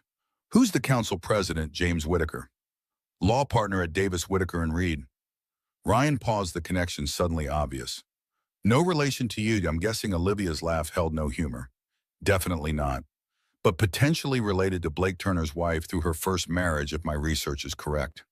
The web of connections expanded outward from Blake, encompassing local government legal structures, family ties, a comprehensive network of influence that allowed him to reshape Millfield's development to serve his financial interests. Ryan leaned back, absorbing the scope of what they were uncovering. It's not just about bullying people into selling their homes. It's about manipulating the entire system. Zoning laws, environmental regulations, property values, all orchestrated to maximize profit, regardless of the impact on the community. Olivia nodded grimly. Classic disaster capitalism. Create or exploit a crisis. In this case, the economic struggles of East Side residents, then position yourself to profit from the solution you helped engineer. The assessment was clinically accurate, but missed the human dimension that Ryan couldn't ignore. These aren't just properties on a map. They're people's homes. Mrs. Henderson has lived in her house for 40 years. The Ramirez family built their auto shop from nothing. They can't just relocate without losing everything that makes this community function. Olivia studied him, seeming to reassess her approach. You're right. I've been thinking of this as a legal case, evidence, precedents, corporate malfeasance. But it's about people's lives, their history, their connections to each other. The admission reflected a shift in her perspective, from viewing Millfield as a temporary assignment to recognizing the real stakes for those who called it home. Ryan felt something ease between them, professional collaboration deepening into more authentic connection. So where do we go from here, he asked. Olivia closed her laptop, decision made. 2 parallel tracks. I continue building the legal case, documenting the corporate shell game, the environmental regulation manipulation, the connection to pressure tactics on residents. Meanwhile, you help me connect with those residents, gather testimonials about their experiences, create a human face for what's happening. The strategy was sound, but Ryan sensed an unspoken dimension. And what about Blake's personal vendetta? The way he's targeting me specifically after what happened at Marston's? Olivia hesitated, conflict visible in her expression. Professionally, I should advise you to minimize contact, avoid further confrontation, let the legal process handle this. And personally, their eyes met, professional boundaries momentarily thinning. Personally, I think men like Blake Turner only escalate when they sense weakness. Backing down now won't protect you or Emma. It will just confirm his belief that pressure works. The assessment aligned with Ryan's own instincts, shaped by years in the boxing ring, where showing fear often invited more aggressive attacks. Still, the stakes were different now. Not just his pride or reputation, but Emma's well-being, his business, the livelihoods of his crew. I can handle Blake's focus on me. Ryan's voice carried quiet certainty. But I need to protect Emma from getting caught in the crossfire. Olivia nodded in understanding the priority without requiring explanation. We'll figure it out, one step at a time. The we registered a partnership extending beyond professional collaboration into something more personal, a shared commitment to confronting Blake's influence over Millfield. Their strategy session continued past dinner, expanding to include takeout from a local Thai restaurant, eaten amid spreadsheets and property maps, spread across a corner table in the hotel lobby. Ryan shared his knowledge of East Side residents identifying potential allies and vulnerable neighbors who might have experienced pressure from Blake's representatives. Olivia outlined legal approaches, explaining how individual testimonials could build toward a larger case against Turner Investment Group's practices. The conversation flowed easily between strategic planning and more personal exchanges. Ryan describing his journey from promising boxer to single father and small business owner Olivia, revealing her complicated relationship with her father's prestigious law firm, and her preference for cases that made tangible differences in people's lives rather than simply generating billable hours. It was nearly 11 when Ryan realized how late it had gotten his responsibilities as a father reasserting themselves over his absorption in their planning. I should get home. Emma will be waiting up even though she pretends to be asleep when I check on her. Olivia smiled, gathering their scattered materials with efficient movements. She sounds like an amazing kid. She is. Ryan felt the familiar mixture of pride and protectiveness that defined his relationship with his daughter. Too grown up sometimes. Takes on more than she should because she knows I'm doing the same. The admission slipped out unplanned, a glimpse of the private doubts he rarely voiced about his parenting, the worry that Emma shouldered adult concerns because she sensed his struggles as a single father. Olivia paused in her organizing, meeting his eyes with unexpected gentleness. From what I've seen, you're giving her something invaluable, an example of standing up for what's right, even when it's difficult. Kids need that more than perfect circumstances. The observation touched something vulnerable in Ryan, a reassurance he hadn't realized he needed. Before he could respond, his phone buzzed with a text message from an unknown number. Backing the wrong horse is bad business, Hayes. Ask your attorney friend about her firm's connection to Weston Development. Might want to reconsider who you're trusting. Ryan stared at the message, its implications expanding outward. Blake was monitoring their meeting, aware of their collaboration, potentially even able to overhear their conversations. And he was suggesting Olivia had hidden connections that compromised her trustworthiness. Olivia noticed his expression shift. What is it? Ryan handed her the phone wordlessly, watching her face as she read the message. Her reaction would tell him more than any verbal response, whether Blake's insinuation held any truth or was simply another attempt to isolate Ryan from potential allies. Olivia's expression cycled through surprise, anger, and then something harder to define, not guilt exactly, but complication. She handed the phone back, meeting his gaze directly.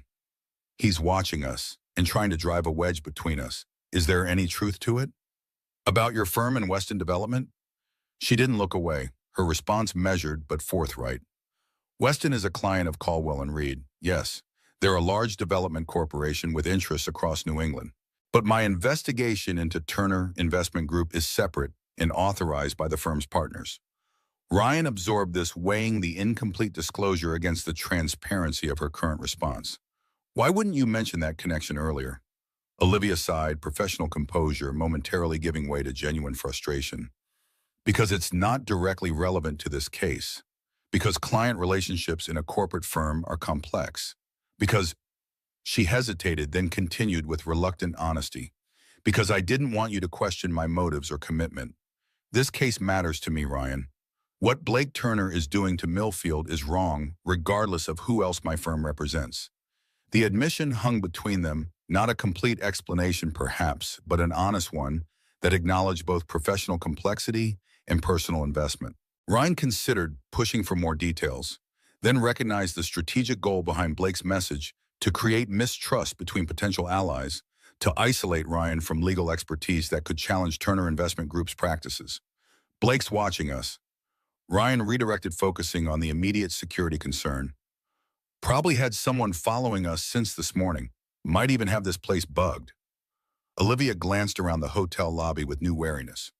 We should assume he has resources. We don't surveillance capabilities, informants, within local businesses access to private information. The assessment was accurate, but incomplete. Blake also has weaknesses. Ryan's voice hardened with resolve. He's used to people backing down to money solving his problems. He doesn't expect real resistance. And that's what we're building. Olivia matched his determination, the momentary tension about her firm's connections receding behind their shared purpose. A coalition of residents, legal pressure, public exposure of his methods.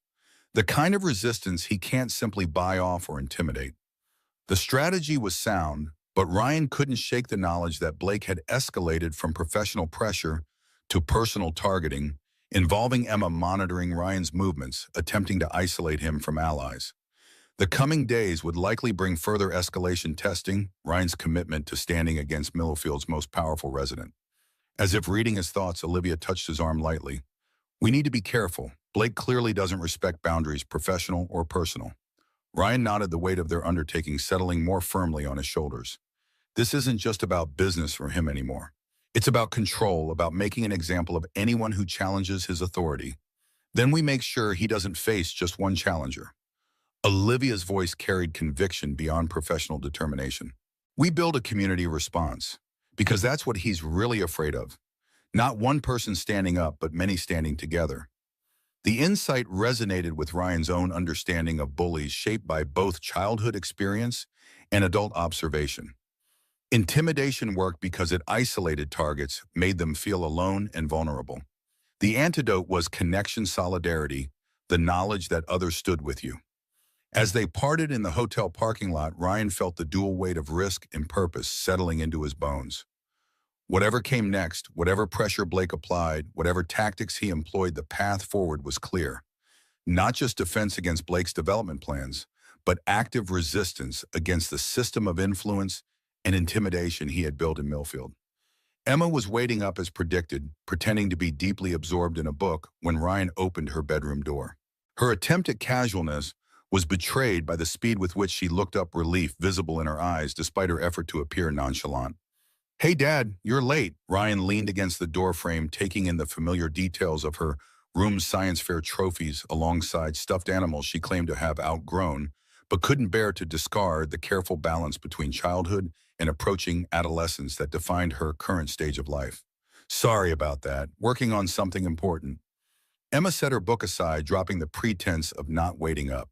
With that, lawyer lady, from the bar, Ryan raised an eyebrow, continually surprised by the efficiency of Millfield's adolescent information network. News travels fast. Maddie says her mom saw you having dinner with her at the hotel. Emma's tone carried exaggerated casualness. Said she's really pretty and smart. The implied question made Ryan simultaneously uncomfortable and amused his 12-year-old daughter, attempting to gauge his potential interest in Olivia Reed with all the subtlety of a construction crane. We're working together on a project. It's complicated. Emma rolled her eyes at the non-answer. Everything with grown-ups is complicated. She hesitated, then asked with more genuine concern, is this about what happened at school with Leah? Ryan moved to sit on the edge of her bed, recognizing the need for a more substantial conversation. Partly, but it's bigger than that.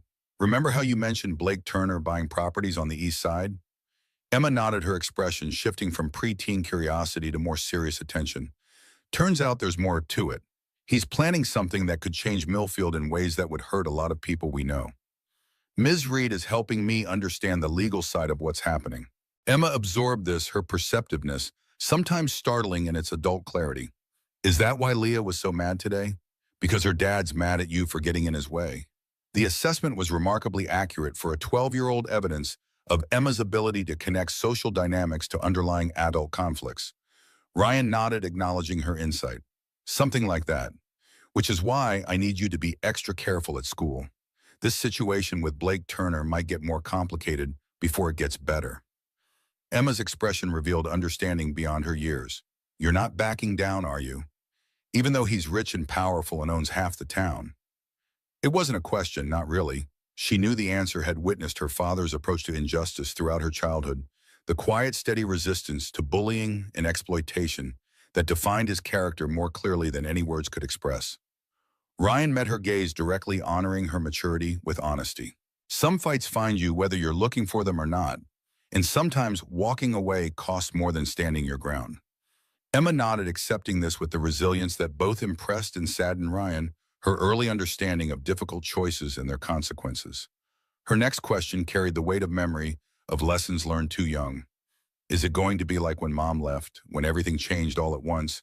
The question pierced Ryan's careful composure, touching the fear that lived beneath his determined exterior, that standing against Blake Turner might cost Emma the stability he'd worked so hard to build, might force another period of painful adjustment and uncertainty in her young life. No. Ryan infused the word with all the conviction he could muster. Not like that. We're in this together, and whatever happens, we face it together. That's the difference. Emma studied him, searching for reassurance beyond words. Then she nodded, decision made with the same quiet certainty he sometimes recognized in himself. Okay. But next time you have dinner with Ms. Reed, you should probably wear something nicer than your work clothes. Maddie says first impressions matter. The unexpected shift back to preteen matchmaking broke the tension, startling a laugh from Ryan. He leaned forward to kiss her forehead, grateful for her resilience, her ability to move between seriousness and lightness with a grace he sometimes envied. I'll keep that in mind. Now get some sleep. Tomorrow's going to be busy. As he closed her door, Ryan felt the weight of commitment settling more firmly on his shoulders. Whatever came next in the confrontation with Blake Turner, he would face it not just for the abstract principles of justice or community welfare, but for the very concrete reality of Emma's future in Millfield, for the example he wanted to set about standing up rather than backing down when the cost of silence became too high. The coming days would test that commitment in ways he couldn't yet anticipate, would demand resources beyond physical courage or moral certainty. But the decision was made, the course set. Blake Turner had chosen the wrong man to intimidate the wrong family, to threaten the wrong community, to exploit for profit. And he was about to discover the full meaning of Ryan's quiet warning: wrong table, wrong day, wrong man. Part 3. A week had passed since the strategy session at the Westbridge Hotel. In that time, Ryan's confrontation with Blake Turner had evolved from a personal standoff into something resembling a community movement. Small groups of East Side residents had begun meeting in living rooms and garages, sharing stories of pressure tactics and discussing legal options. Sam had settled into his new position at Johnson's Hardware, transforming the contractor counter into an unofficial information hub. And Hayes Construction had weathered a series of mysterious inspection delays and supply chain issues, all traceable to Blake's influence, without leaving evidence. Morning light filtered through the kitchen window as Ryan reviewed emails on his laptop. Each message represented another small victory or setback in their growing resistance campaign. 3 homeowners had filed affidavits documenting unexplained property damage after refusing Turner Investment Group's offers. The Millfield Gazette had agreed to run a feature on the wetland's ecological importance.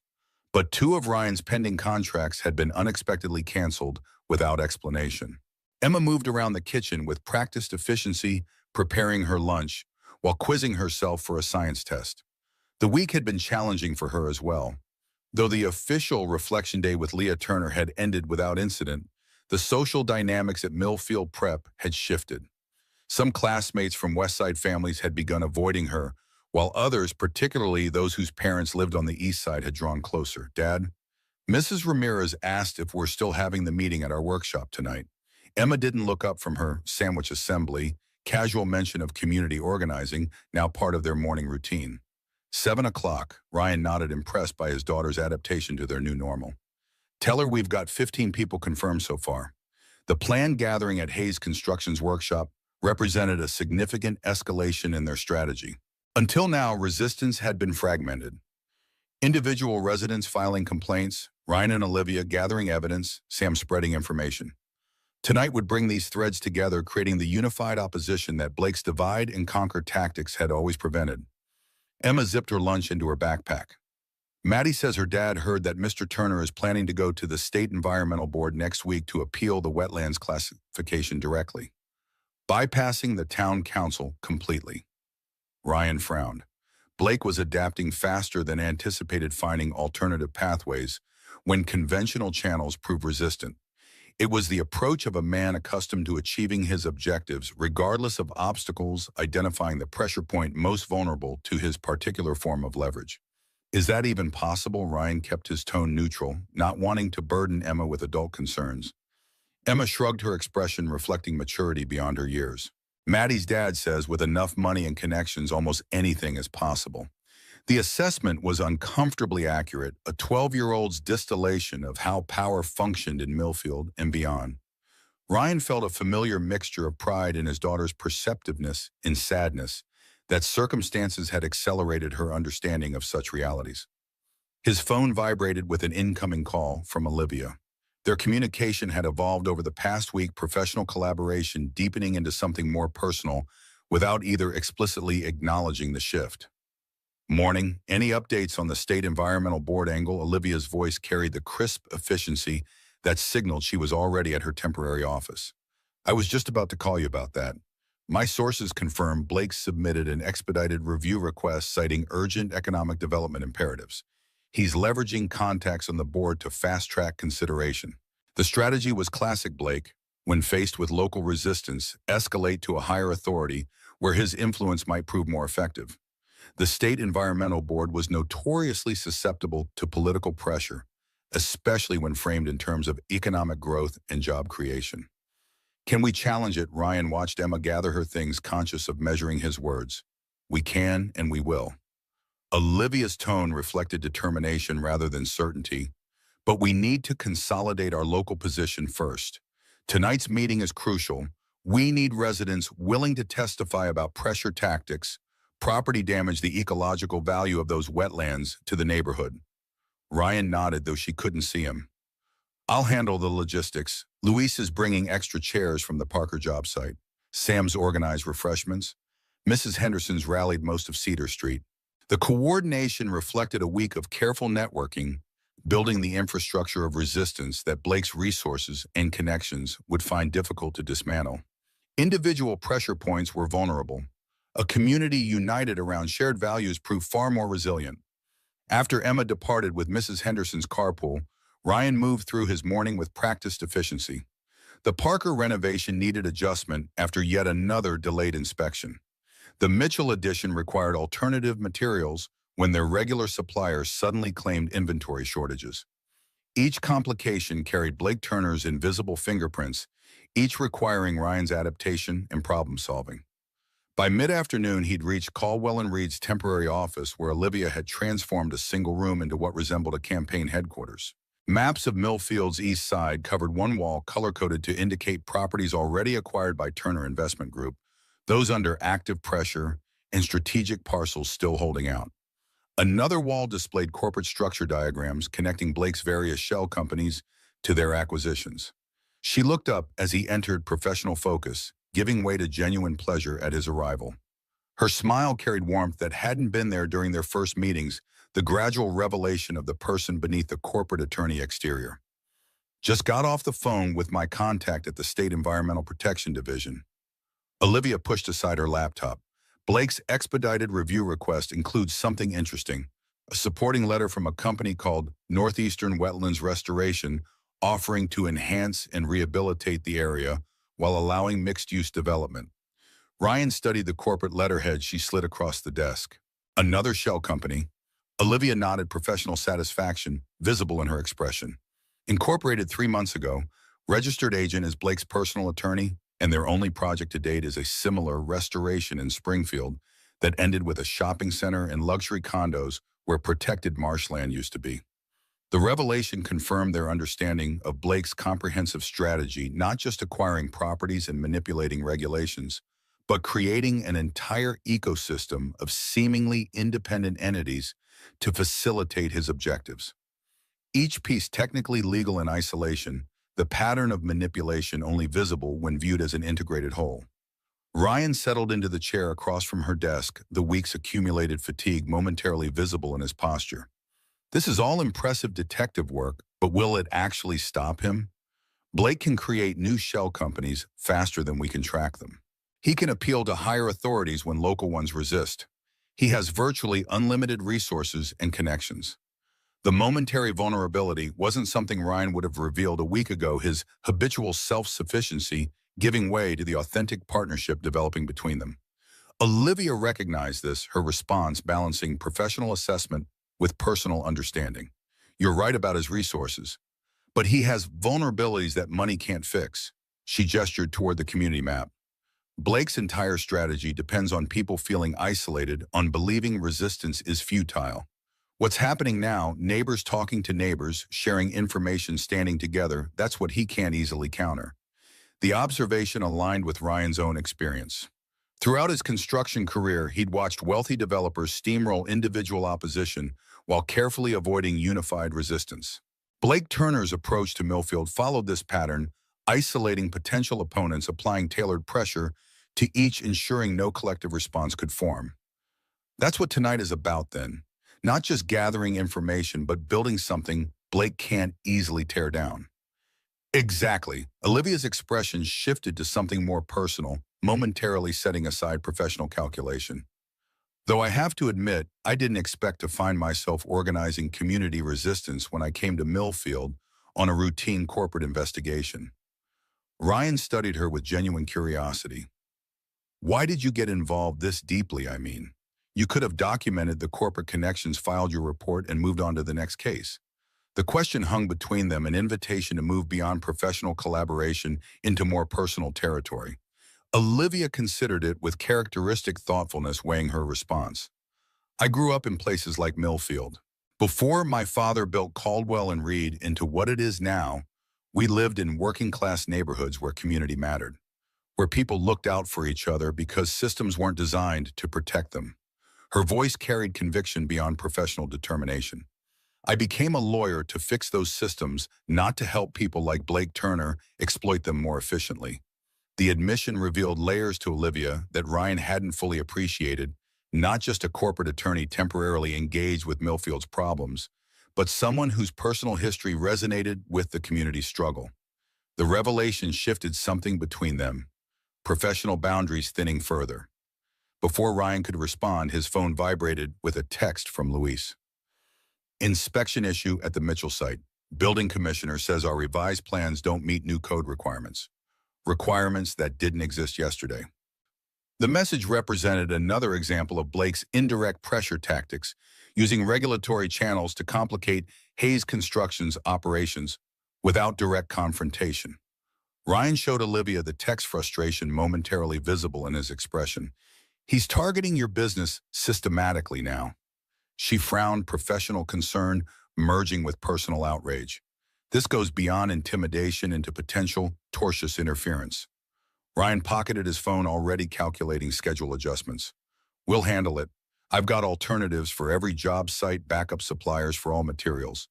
Blake can make things difficult, but he can't stop us completely. The confidence wasn't bravado, but practical determination. The same resilience that had allowed Ryan to rebuild his life after his boxing career ended, to create stability for Emma when her mother departed to establish Hayes Construction through years of economic uncertainty. Blake Turner's pressure tactics were simply another challenge requiring adaptation. Olivia studied him with that perceptive gaze that seemed to recognize qualities he didn't articulate. That's what he doesn't understand about you, isn't it? You've been navigating obstacles your entire life. His kind of pressure isn't new to you, just coming from a different direction. The observation was uncomfortably accurate, piercing the careful boundaries Ryan maintained between his public persona and private history. Few people in Millfield looked beyond the surface facts of his life to understand the resilience they represented. Their conversation continued, shifting between strategic planning for the evening's meeting and more personal exchanges. Ryan described the Mitchell site complications. Olivia outlined legal options for challenging Blake's state environmental board maneuver. And between these practical matters, fragments of personal history emerged. Ryan's complicated relationship with his boxing, past Olivia's ambivalence about her father's prestigious firm, shared perspectives on resilience and in principle that had shaped their respective paths. By late afternoon, Ryan had returned to the Mitchell site, resolving the inspection issue through a combination of technical adjustments and personal connections with the assistant building commissioner, a man whose family had relied on Ryan's fair pricing when renovating their home the previous year. Such relationships built through years of honest work and community integration represented resources that Blake Turner's wealth couldn't easily duplicate or neutralize. Hayes Construction's workshop occupied a converted warehouse on the boundary between Millfield's industrial zone and East Side residential neighborhoods. Its cavernous interior, usually filled with lumber tools and project materials, had been transformed for the evening's gathering. Folding chairs arranged in a rough semicircle faced a whiteboard where Olivia had outlined the key issues confronting the community. A table along one wall held refreshments organized by Sam Coffee Water and homemade cookies contributed by Mrs. Henderson and other neighbors. By 7 o'clock, the space had filled beyond Ryan's expectations. At least 40 residents had arrived not just from Cedar Street in the immediate east side, but from throughout Millfield's working-class neighborhoods. Sam stood near the entrance greeting arrivals and distributing information packets. Luis and several Hayes construction crew members helped elderly residents find comfortable seating. Mrs. Ramirez translated quietly for neighbors with limited English proficiency. Ryan observed this spontaneous organization with quiet satisfaction. What had begun as his individual stand against Blake Turner's intimidation at Marston's bar had evolved into something far more significant, a community rediscovering its collective voice after years of gradual erosion by economic pressure and institutional neglect. Olivia approached, professional in appearance, but with an undercurrent of excitement that transcended her corporate attorney demeanor. "This is remarkable. I expected maybe 15 people, 20 at most." Ryan nodded, surveying the growing crowd. Blake's visit to our house had the opposite effect of what he intended. Word spread that he was targeting families directly. Made people realize this isn't just about property values or wetlands classification. It's about whether Millfield belongs to its residents or to whoever has the deepest pockets. The assessment captured the fundamental shift occurring in their resistance strategy, from technical objections about environmental regulations or corporate structures to the more profound question of community self-determination. Blake Turner wasn't just proposing development.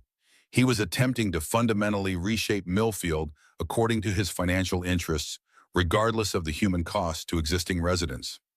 As 7:15 approached, Ryan moved to the front of the gathering, conscious that many eyes followed his movement. Public speaking had never been his strength.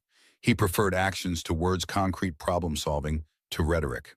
But circumstances had thrust him into a leadership role that couldn't be avoided without abandoning the principles that had guided his confrontation with Blake in the first place. He cleared his throat, the warehouse falling silent with surprising immediacy. "Thanks for coming tonight. Especially those of you who had to arrange childcare or miss evening shifts. I know Blake Turner's people are probably taking names and that showing up here isn't without risk." The acknowledgement of potential consequences created a ripple of determined nods throughout the audience, recognition that participation represented commitment beyond mere curiosity or complaint. Ryan continued, finding his voice as he spoke. "A week ago, I stood up to Blake Turner at Marston's bar because he was bullying someone who wouldn't back down. Since then, he's bought the bar, fired the staff, targeted my business, pressured my daughter at school, and shown up at my house unannounced." The listing of escalating intimidation tactics drew murmurs of recognition throughout the gathering. Many had experienced similar patterns of pressure, though few had connected these individual experiences into Blake's comprehensive strategy. "But this isn't about me," Ryan gestured toward the assembled residents. "It's about all of us.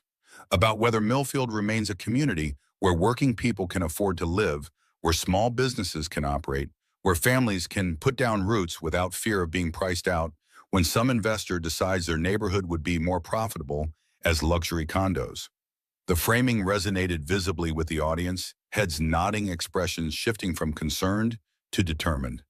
Ryan had articulated what many had felt, but struggled to express, that Blake Turner's development plans represented not just economic change, but existential threat to their community's fundamental character.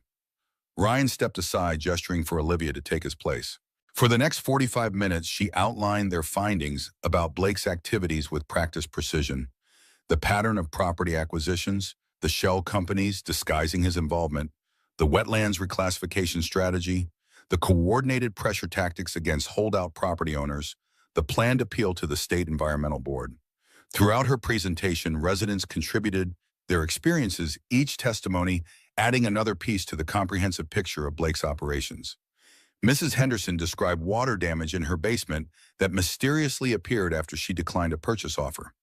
Mr. Ramirez explained how city inspectors suddenly found code violations in his auto shop that had passed inspection for 20 years.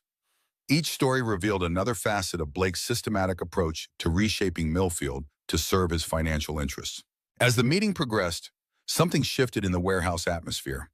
Individual grievances transforming into collective determination. Residents who had arrived isolated and intimidated began connecting their experiences, offering support to neighbors, volunteering information and resources.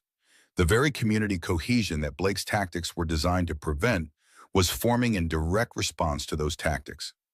Olivia concluded with their immediate strategy, documenting pressure tactics, search for legal challenge, preparing testimony for the State Environmental Board hearing, organizing a comprehensive media campaign to counter Blake's carefully crafted public narrative about revitalization and economic opportunity.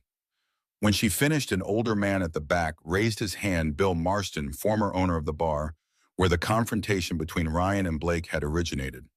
His voice carried the weight of someone who had witnessed Millfield's evolution over decades. This all sounds good on paper. Documentation, legal challenges, media strategies. But Blake Turner doesn't play by those rules.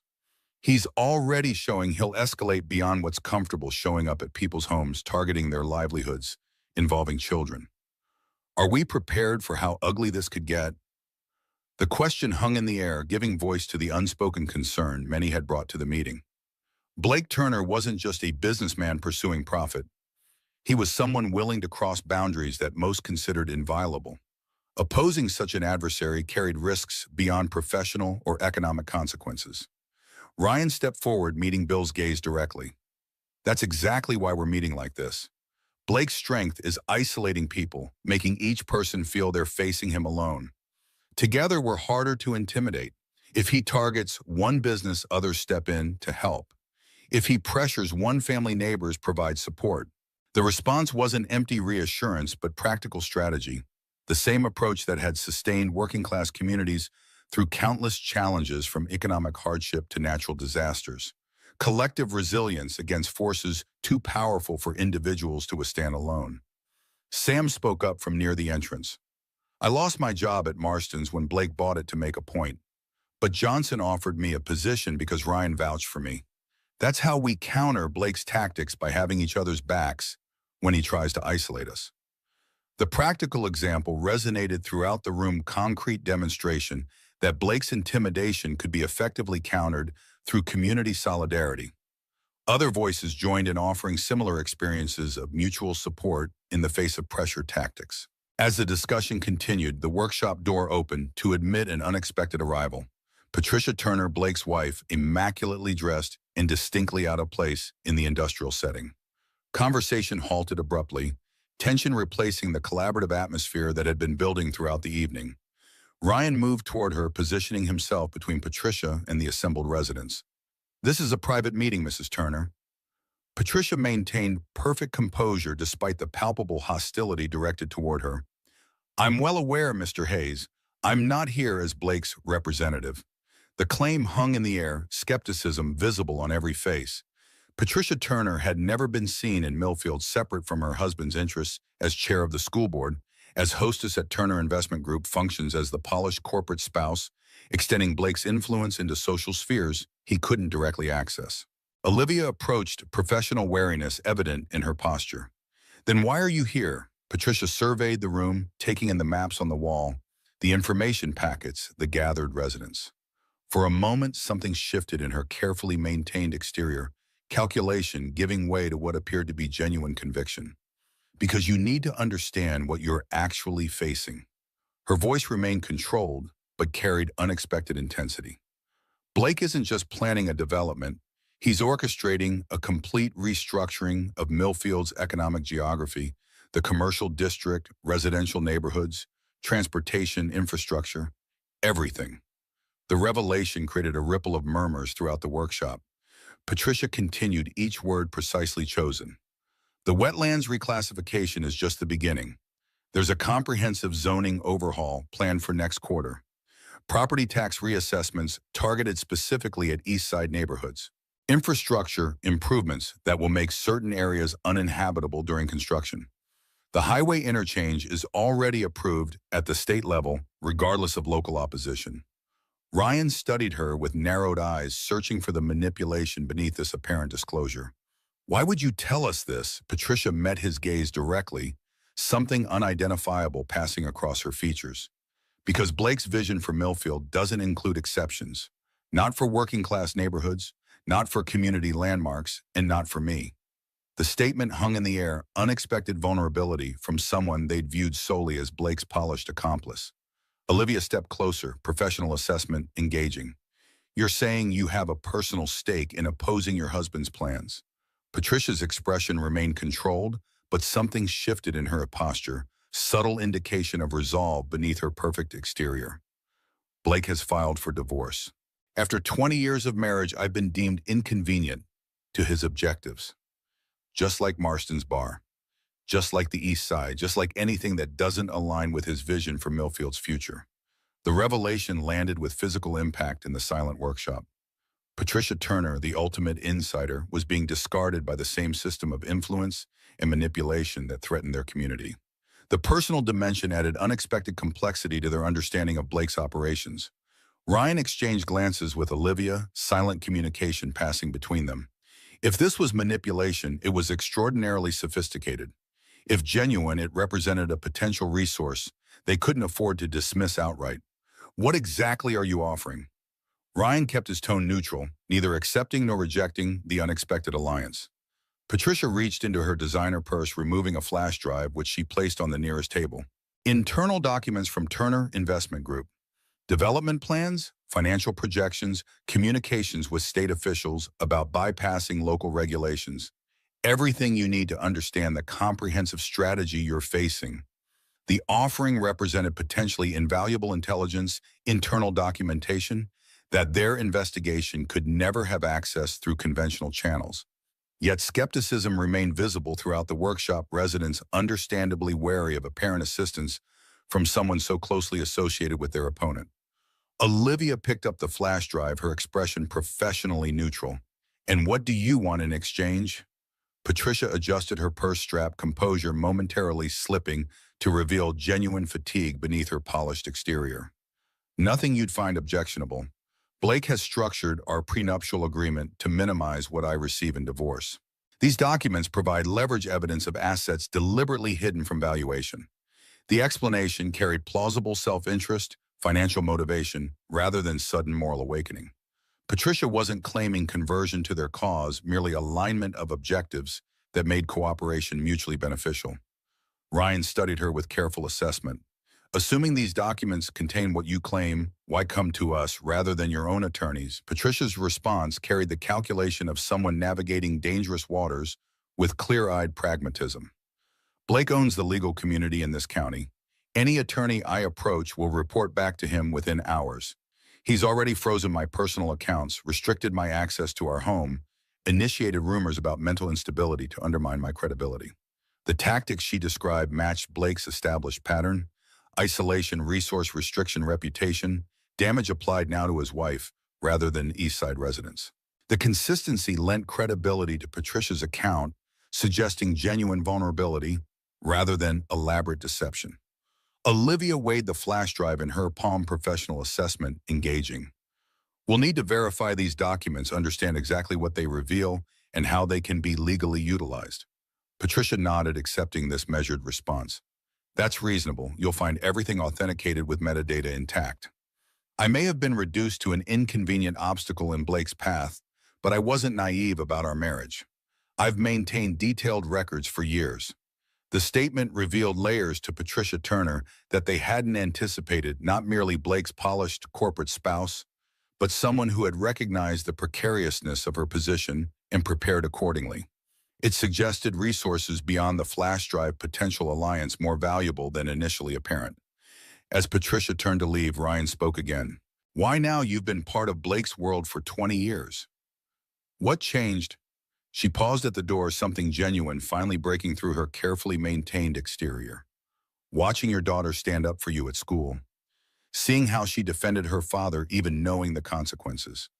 It reminded me that some things matter more than comfortable arrangements or social position. The admission hung in the air as Patricia departed, leaving the workshop in contemplative silence. The unexpected encounter had shifted their understanding of Blake Turner's operations, not just business strategy, but personal character revealed through his treatment of those closest to him. Sam broke the silence from near the entrance. Well, that was unexpected. The understated observation released tension throughout the room, quiet laughter replacing stunned silence. Ryan turned back to the assembled residents, finding direction amid the complication. Whether Patricia's information proves useful or not, our strategy remains the same. Document pressure tactics. Prepare for the State Environmental Board hearing. Support each other when Blake targets individuals. This has never been about just stopping a development project. It's about preserving Millfield as a community where all of us belong, not just those with the deepest pockets. The reminder refocused the gathering on their shared purpose, momentary distraction giving way to renewed determination. For the next hour, residents organized into working groups, some focusing on documentation, others on community support networks, others on preparing testimony for upcoming hearings. Ryan observed this spontaneous organization with quiet satisfaction, the workshop transforming into something resembling a campaign headquarters.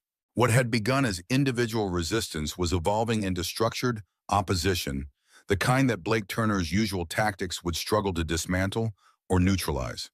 As the meeting concluded, residents departed with specific assignments and a renewed sense of purpose.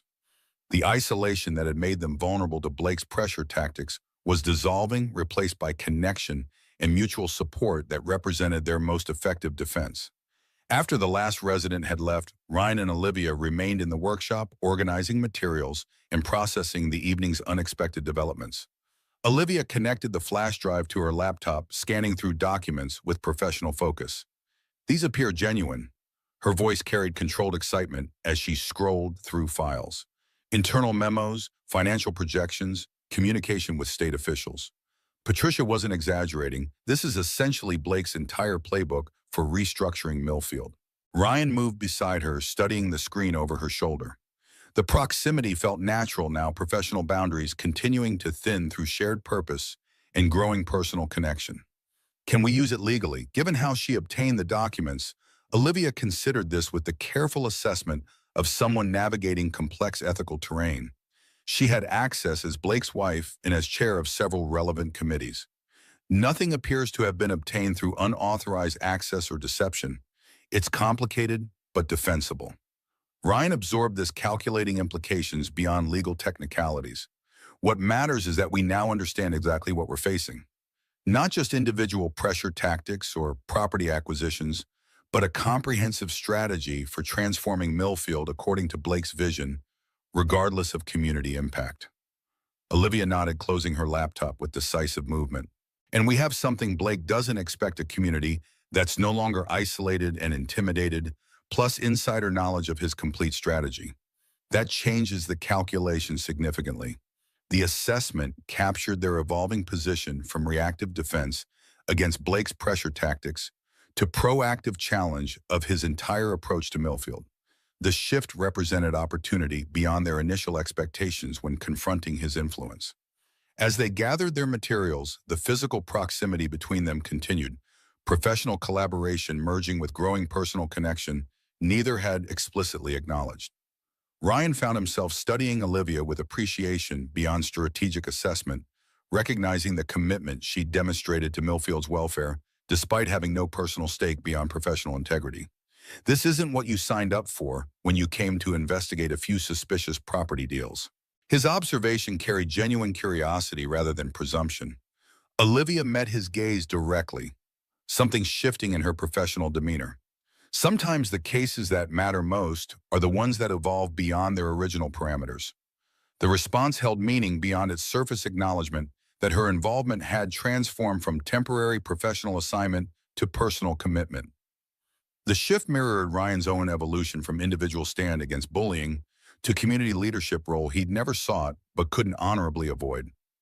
Their conversation continued as they secured the workshop, discussing next steps for utilizing Patricia's information, preparing for the State Environmental Board hearing, supporting residents who might face accelerated pressure from Blake in response to their organized resistance. Between these practical considerations, their interaction carried increasing comfort and familiarity. Professional partnership deepening into personal connection, neither rushed nor avoided. When they reached the parking lot, Olivia paused beside her car, the evening's developments visibly processing behind her thoughtful expression. Everything's changing faster than I expected. Blake's comprehensive strategy, Patricia's unexpected alliance, the community response. We're no longer just documenting corporate malfeasance. We're challenging someone's vision for an entire town's future. Ryan leaned against his truck, absorbing her assessment. The stakes were indeed escalating beyond their initial confrontation at Marston's bar, no longer personal stand against bullying, but fundamental contest over Millfield's character and future. Blake crossed a line when he targeted families directly showing up at our home, involving Emma pressuring people's livelihoods. He thought it would intimidate us into backing down.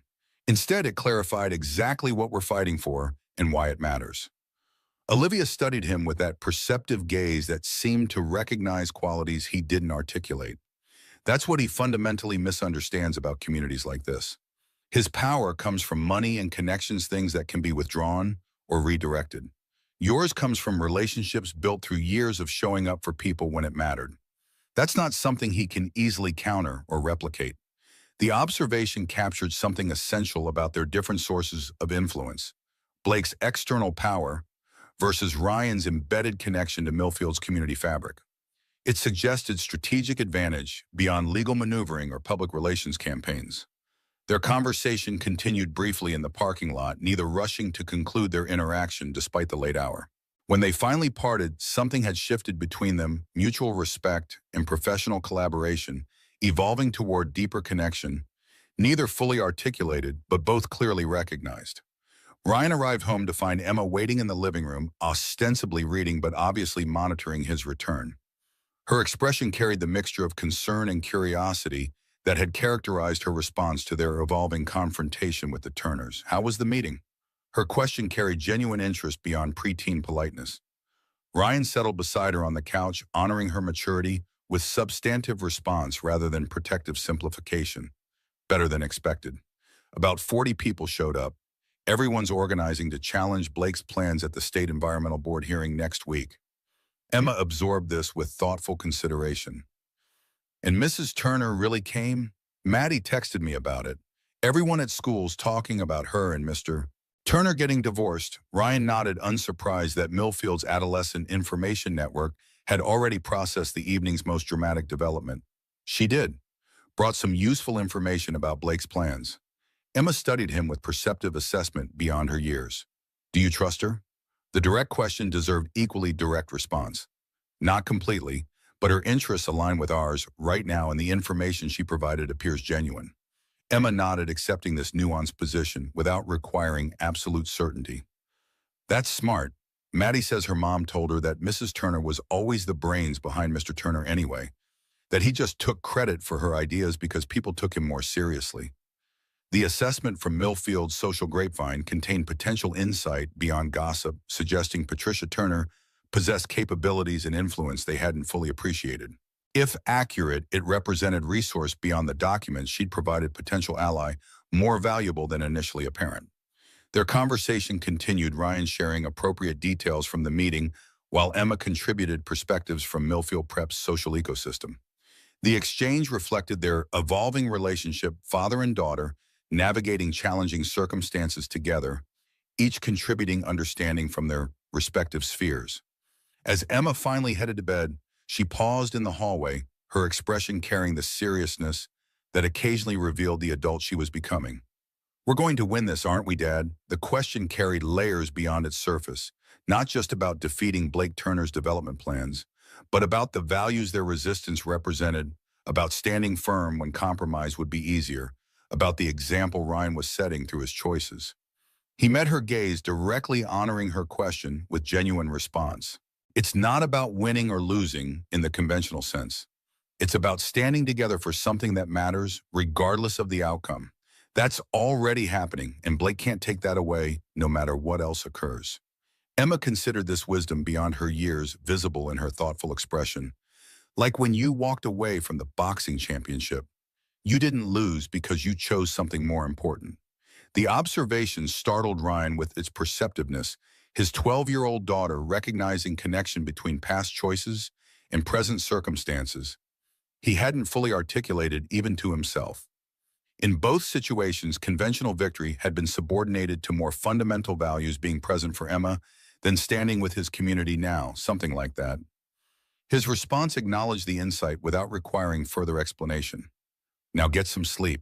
Tomorrow's another day of building what Blake can't tear down. After Emma had gone to bed, Ryan settled at the kitchen table with Patricia's flash drive reviewing materials Olivia had copied for his consideration.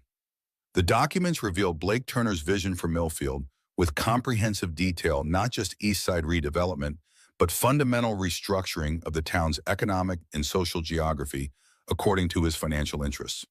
What emerged wasn't merely development strategy, but philosophy of place vision that prioritized profit potential over community connection, economic efficiency over human attachment, future prosperity for the few over present stability for the many. It represented perspective fundamentally opposed to Ryan's understanding of what made Millfield worth defending, the relationships, history, and mutual support that defined the town beneath its surface divisions. As he studied these materials late into the night, Ryan felt certainty beyond strategic calculation solidifying within him. The confrontation with Blake Turner had evolved far beyond its origins in Marston's bar, beyond personal stand against intimidation or even defense of East Side neighborhoods. It had become contest over Millfield's essential character, whether community would serve development interests or development would serve community needs. Blake Turner had indeed chosen the wrong table, the wrong day, and most critically, the wrong man to intimidate. But more importantly, he had failed to recognize that Ryan Hayes was never standing alone, even in that initial confrontation. He was connected to a community with deeper roots and stronger bonds than Blake's financial resources could easily sever or circumvent. Tomorrow would bring new challenges as Blake inevitably escalated his tactics in response to organized resistance. But the foundation had been established for something Blake's conventional power couldn't easily dismantle: collective determination, grounded in shared values and mutual support, rather than individual vulnerability to pressure and intimidation. In this fundamental shift lay their greatest strength and most promising strategy, not just opposing Blake Turner's vision for Millfield, but articulating and embodying an alternative that recognized the town's value beyond profit potential or development opportunity. A vision grounded in the connections and commitments that had sustained the community through challenges long before Blake Turner arrived and would continue long after his particular plans had been consigned to history.